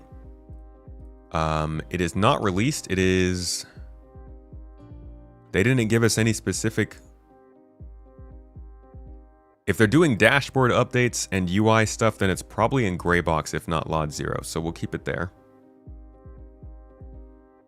Expected release, I think could come in the next couple of months. We'll put it at a March release with a medium confidence. First mention was today. And devs are unsure about phase in January. Devs are working on the dashboard.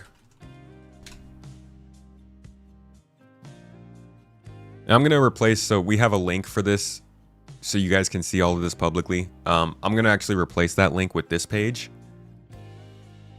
and publish it so that you can just come into this website here on our website and see this whole database. I just got to get around to that.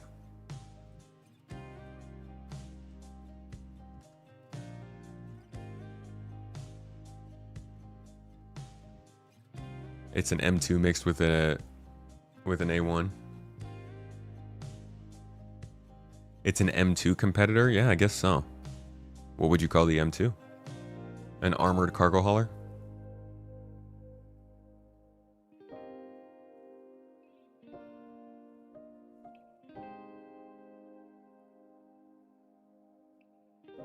Guess you could call it like an armored transport.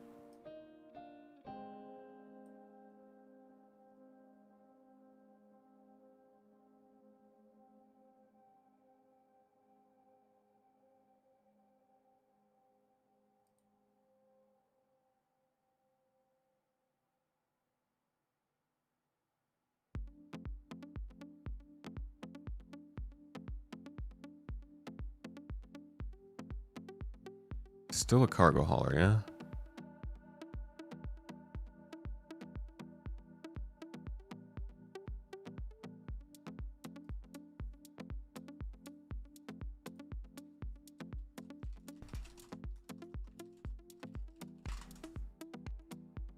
Transport?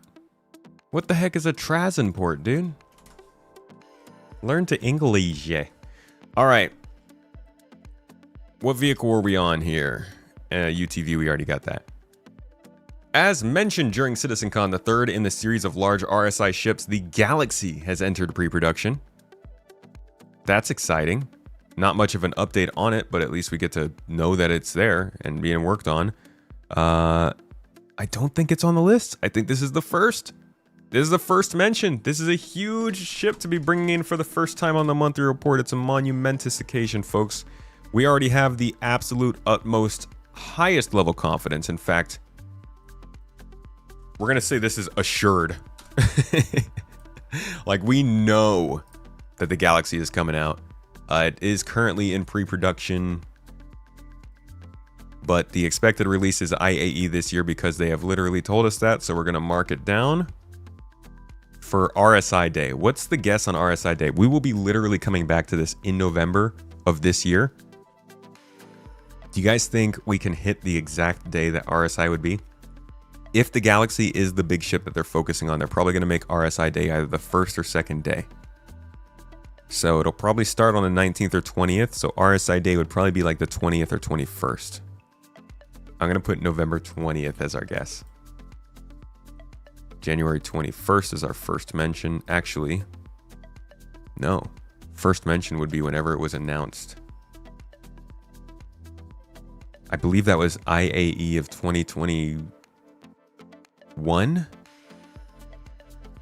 I want to say.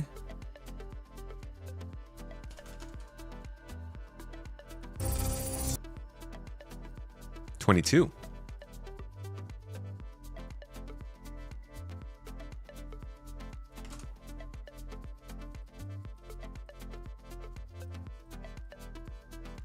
What day? November 24th.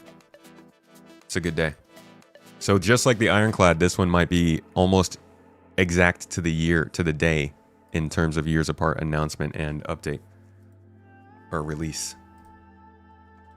Entered pre-production in November and December. We'll see where we go from there. Actually, instead of assured, I'm going to call this absolute.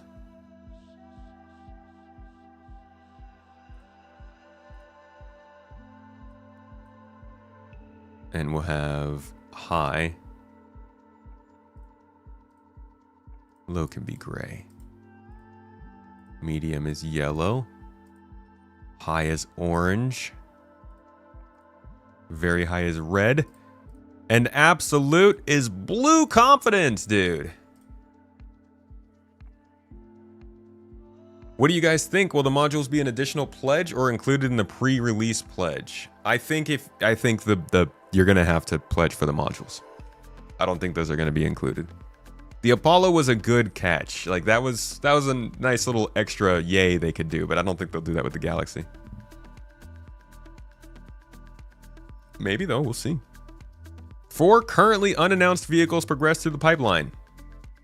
Okay, so we already have more here than we should. The ship closest to release passed both its white box and gray box reviews with only a few minor technical details needing further iteration.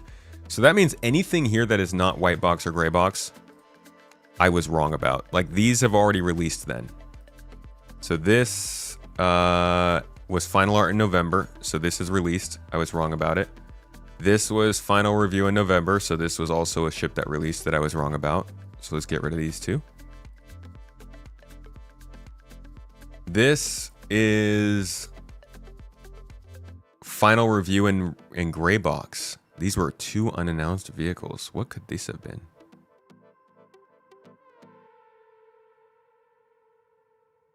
What the heck could this have been, guys?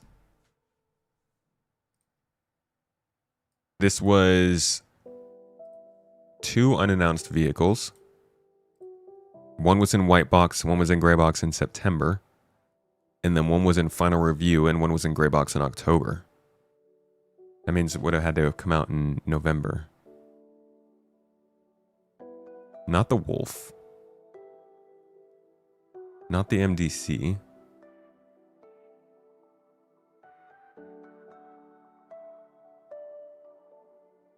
Screw it, dude. I'm starting over on unannounced vehicles. I'm not even... It's a new year. It's a new me. Let's just say screw all the unannounced and try again. MDC would have been the variant. The MTC came out too early in the year for it to be one of those. All right, so we got 4 unannounced vehicles. So let's just add...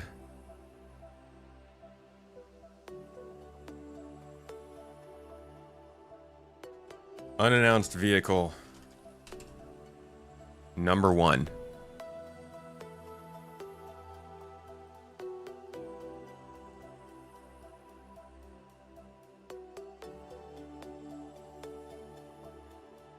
Auxilia, Apollo. They could be, yeah, so they could be any of these. Okay. The ship closest to release passed both its white box and gray box reviews. Okay. So this we're going to put down as our first unannounced vehicle. Low confidence. Lot 0. I'll say expected release would make sense for next month, considering it passed both white box and gray box in 2 months' time. And we'll put that note down here. But we have no idea what it is, so low confidence. Next unannounced vehicle, the second, is progressing quickly due to the availability of its existing brand kit. Okay. So it's definitely not Origin. We'll put this down also as low confidence. No idea where it is. No idea of an expected release date. I'm going to add a new confidence level in here that says none. And it's just going to be black.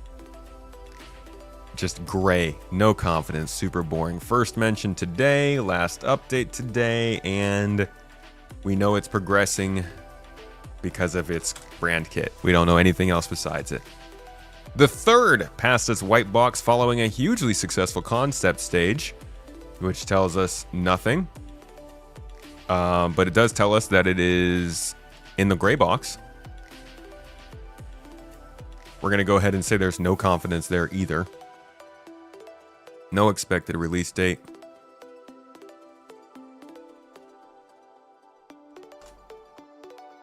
We could always say what we think they might be, but who knows? So the first one was a ship. They do say the first is a ship, second ship, third ship. They don't say that any of them are vehicles, but they do say vehicles in the first part. So I'm guessing these aren't all ships. The fourth, they say, though, comes from a manufacturer that hasn't been worked on for a while and entered production after the initial concept phases resolved issues with its interior components. So that's a big bit of information from a manufacturer that hasn't been worked on for a while and entered production after the initial concept phases. So this thing is in white box.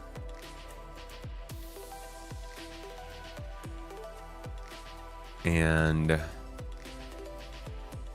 no confidence on it either. Still no release date.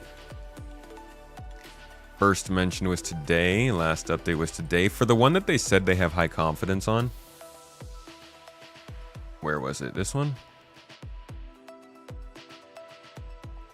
Yeah, this one progressing quickly. I will say an expected release for this. If it's progressing quickly, we don't know where it could be. So I can't even put it. Yeah, you can't put an expected date there. You feel like vehicles can just sit unreleased?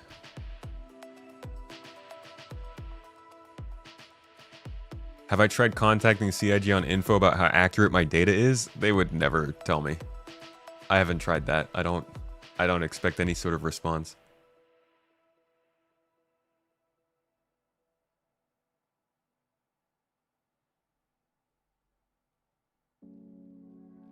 The Forge, you think? Could be. We know that there are possibilities for these ships. They could be...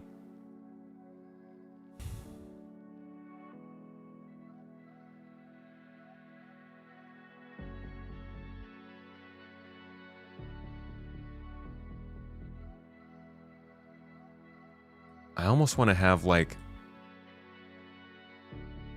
a field for possibilities for what they could be. Maybe that's too much, though.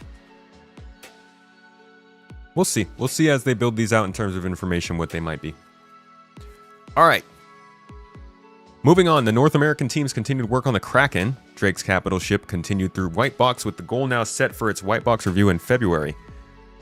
Okay. Team made changes to the interior to add navigation throughput as well as simplifying methods of moving vehicles and cargo, especially with the latter traversing through the ship.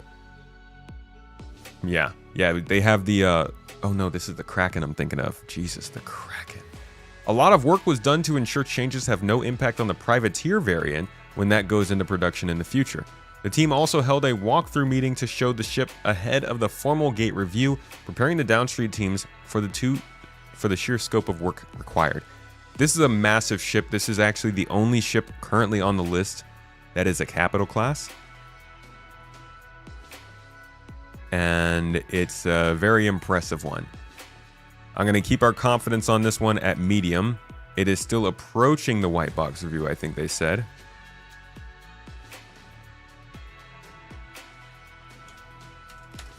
So we're going to add that to our notes here. Was in pre-production from July through August, entered white box in September, and now has a goal for a white box review in February. So November, December, made some work. This is going to really help us understand these ship timelines. I feel like each page should have like a timeline down here. Wonder if I could do something like that.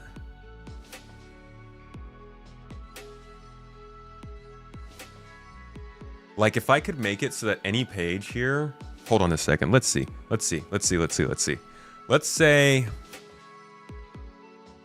make a mermaid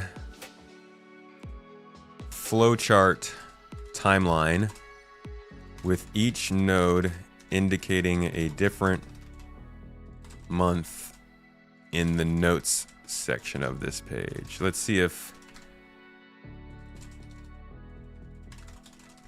it can do this, then we could actually visualize what the timelines for each of these ships are if we keep these notes updated every month.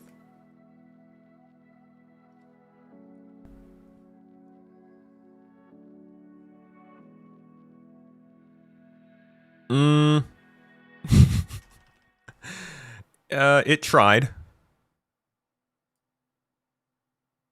Not quite. Might be able to figure it out. We basically just need it to show only the months that are mentioned here. I'm not sure why it showed us every month. But that's something that we could do that could actually give us a really good look at how they are progressing with these in ways that aren't actually just text, because text sucks over time. So the Kraken is doing okay. They broke out the variant, so that's not actually going to be listed there. I'm still going to have this as a 2027 May release, because this ship's just got so much freaking work that needs to be done. I'm thinking a year after the Ironclad makes sense. First mention of this was a long time ago.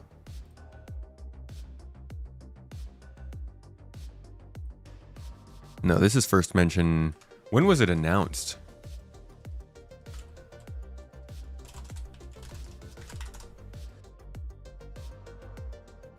(2018).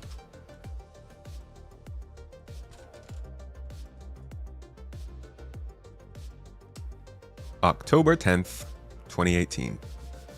Last updates today. And we got our information on it. Cool. We got a variant for the Kraken. We'll put that in when they start working on it.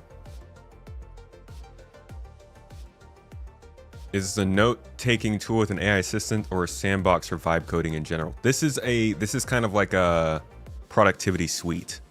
So it's note-taking. I think you can technically write code in here. I don't know if it has like a prompt to run it. But essentially it's like, it creates databases. So what we're looking at here is a spreadsheet, and this is a database, but any line that I put in here is also a database. So like each of the ships that I put in here is a database. So I can come into the Gattac Raylan, and we can basically open this as its own new page. And then if I wanted to, I could make a new table within this page that also has stuff that can be referenced. And within this table, well, that's not true. I can make the database for this, and then I can put even more ship tracking within here and make it so that it only shows me certain ships within the Gattac Raylan. It gets really, really deep, but I'm only using it for certain things right now. Get out of here. All right, next ship. The team made changes to the interior. We already read that. That's the Kraken. 2 unannounced vehicles were also worked on, the first ending in 2025 with the review gate in preparation for its early 26 release, while the second moved through white box, with the team focusing on its unique hero rooms. Ooh. Hero rooms, folks. Is it the Banu Merchantman?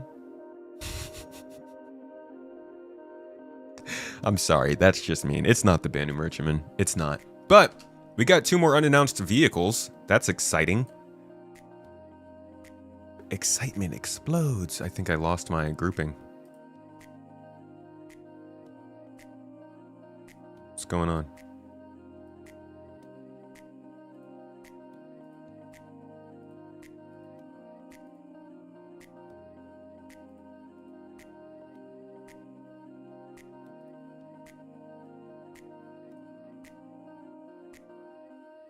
What happened to my unannounced?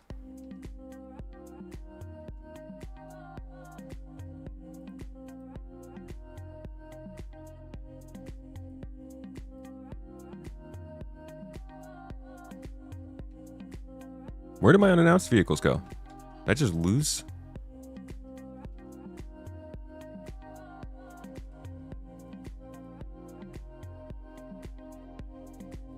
I think I accidentally deleted something.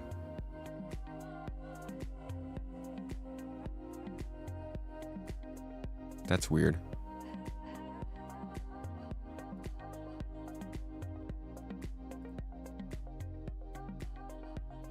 Yeah, okay. You deleted unannounced vehicles for some reason.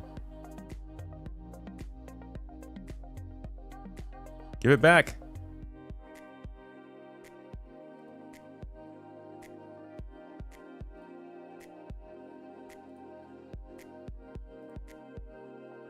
Yeah, how did I delete all these? Okay, good to know.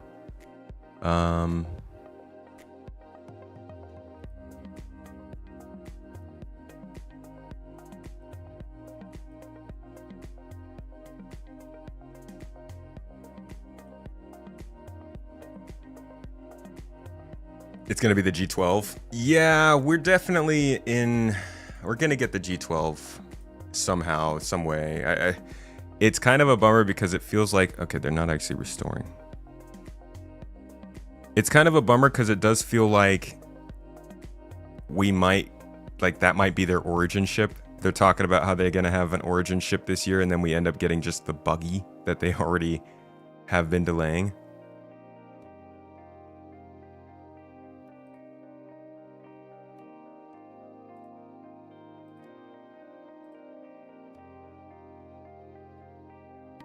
Dude, this is weird, man. I don't know what happened here. Did I delete the Kraken too? Nope, Kraken's still here.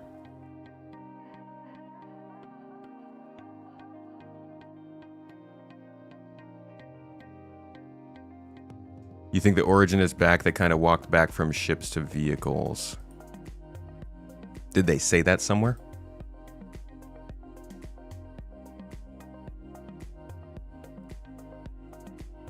Did it import to the Raylan? No, that was a different saved view. I just gotta make sure. Let's see. This is the don't know. Progressed quickly. I've got this one. There's two other ones that I need here. Unannounced. Past white box. Hugely successful. Concept stage. We got that. Progressed quickly. We got that. White box. Okay. And gray box, unannounced vehicle.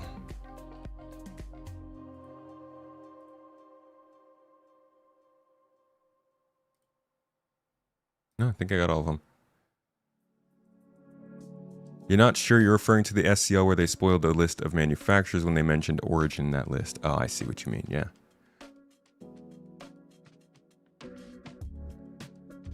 White box, progressing quickly.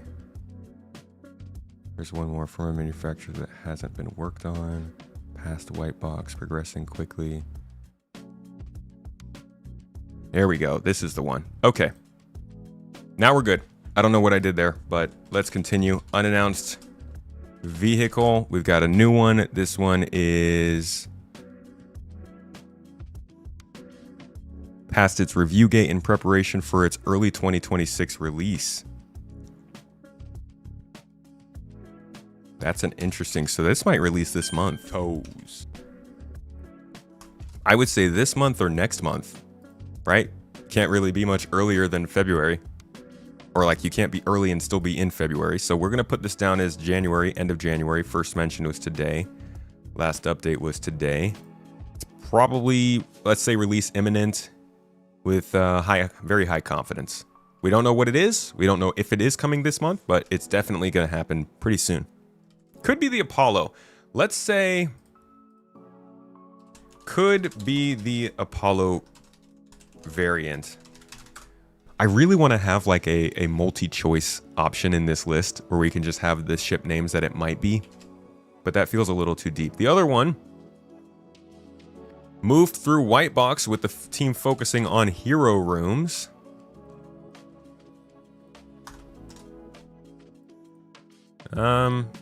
Honestly, I would say, so it's still in the White Box phase. Unannounced vehicle. Expected release. I don't know. Let's just say like a March kind of time. Low confidence. I don't know what the heck's going on with this thing. First mentions today, last mentions today. They're focusing on the hero rooms is an interesting one. We'll see. Wasn't the Hermes name confirmed? I don't think so. Not by devs. Maybe.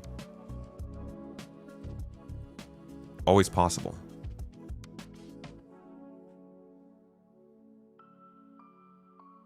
Lobo, thank you for subscribing to the channel, dude. I appreciate your support. Thanks for being here on the stream.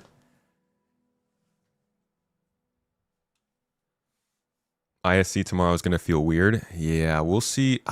Do you guys think that they're going to release 4.6 this week? I was expecting it this week, but they're still not really talking about release candidates on the PTU.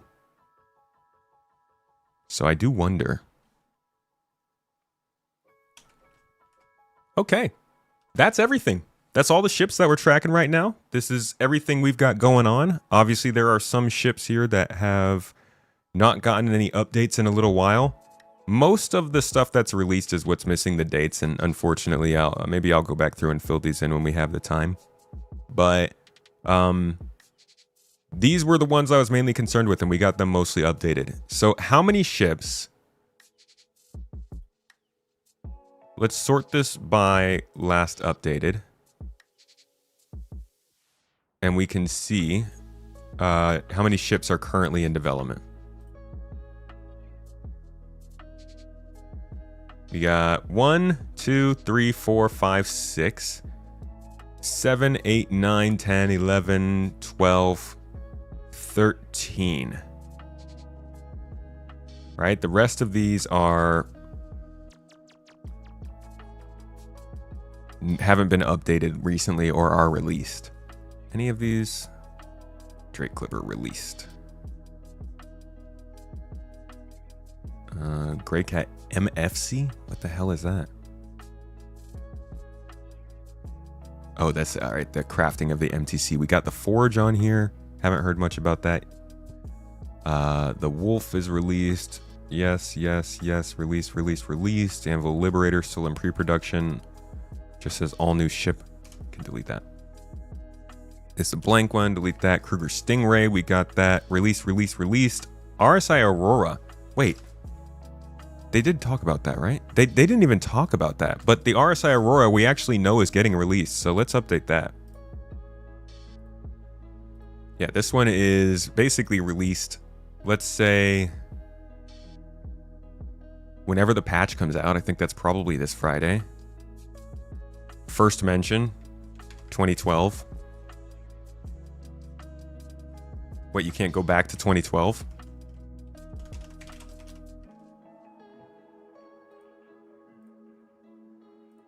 Doing like around there somewhere. Last update. Man, I guess the last update would have been whatever they had said in the previous one because we didn't get an update this month. So that would be the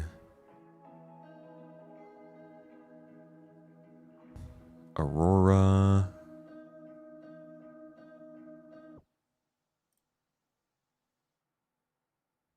November.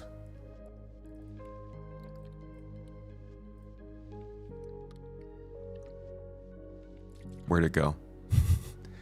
And this one actually, we get the lovely, lovely ability to, I'm going to put the vehicle type up here. The lovely ability to call this vehicle type an actual gold pass, which we almost never get to do. So that's nice.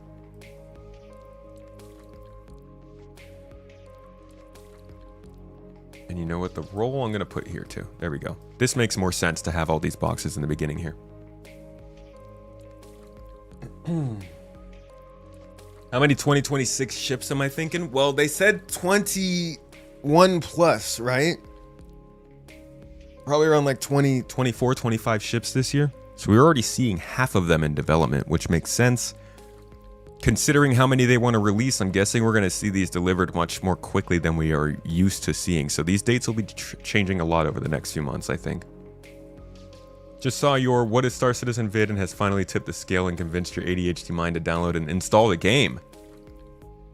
Well, I hope you got a lot of feedback on what else it is besides just that video, but I hope you enjoy it as well. Feel free to ask any questions around here or over on the Discord if you need some help.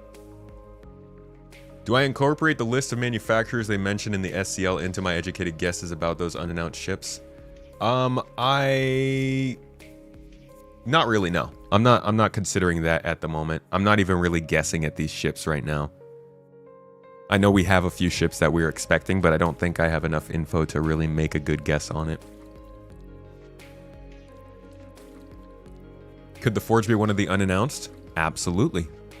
Technically, it's not announced yet. I mean, I don't know if they call it announced since they said the name, but could be one of those, yeah.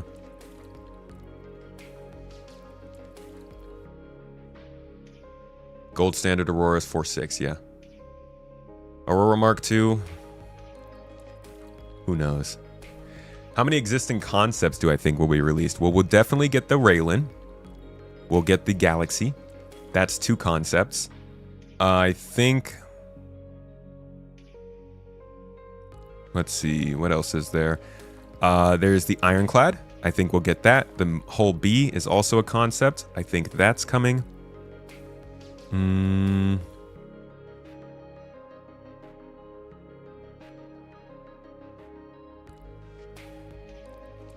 I think that we'll probably see the... I think there's a chance that we'll see the G12. So that could be a concept that's from up here. But it is unannounced, so it would be weird for them to be referring to it like that. The Expanse is a possibility that we could see this month, although I don't see any signs of that just yet. Toes. I think that's about it. So 1, 2, 3, 4, 5, 6 possible concepts this year. Clipper's here twice. Clipper. Ah, it is here twice. Look at that. Which one is more updated? That one is. But apparently I had dates for it. Okay, November 1st. We had an expected release and a first mention of September 1st. Interesting. That's weird. September 1st isn't even a date for that kind of thing, but sure. Ah, okay, I see.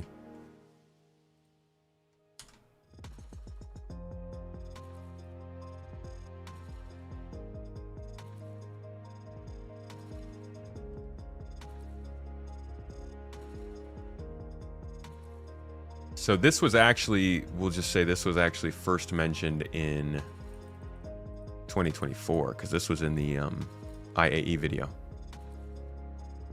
CitizenCon video, sorry. And that's that. I think we're pretty good. Those are the ships in production. Hope you got some good info from it.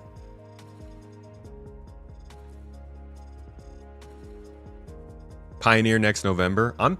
Yeah, it could be actually. People keep expecting the Javelin this year to launch alongside Squadron 42. You don't think so, personally? I could see it happening. I don't see why they wouldn't. They'll make a bunch of money from it. You think they're pushing for the Kraken in 26? I don't know, man. White box for a ship like that right now? That's hefty.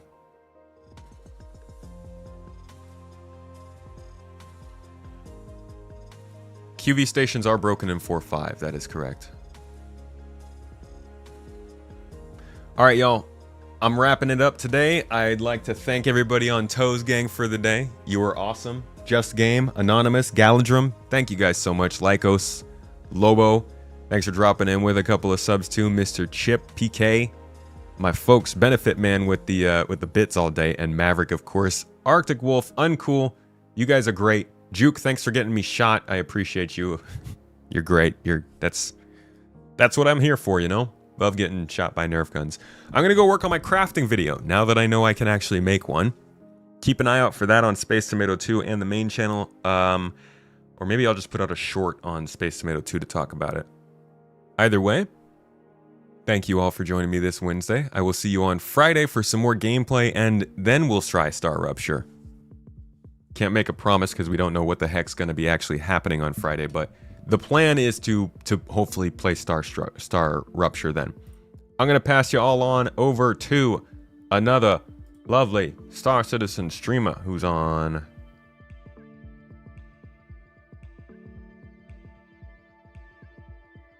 Damn, I didn't know he got that many. I'm going to pass you over to Citizen Her on Star Citizen, going off playing some Pyro, doing some stuff, having some fun. You guys drop the fun in chat. Let her know where you come from. The Toes Gang is here. Y'all are great. And I'm looking forward to Friday for some more gameplay.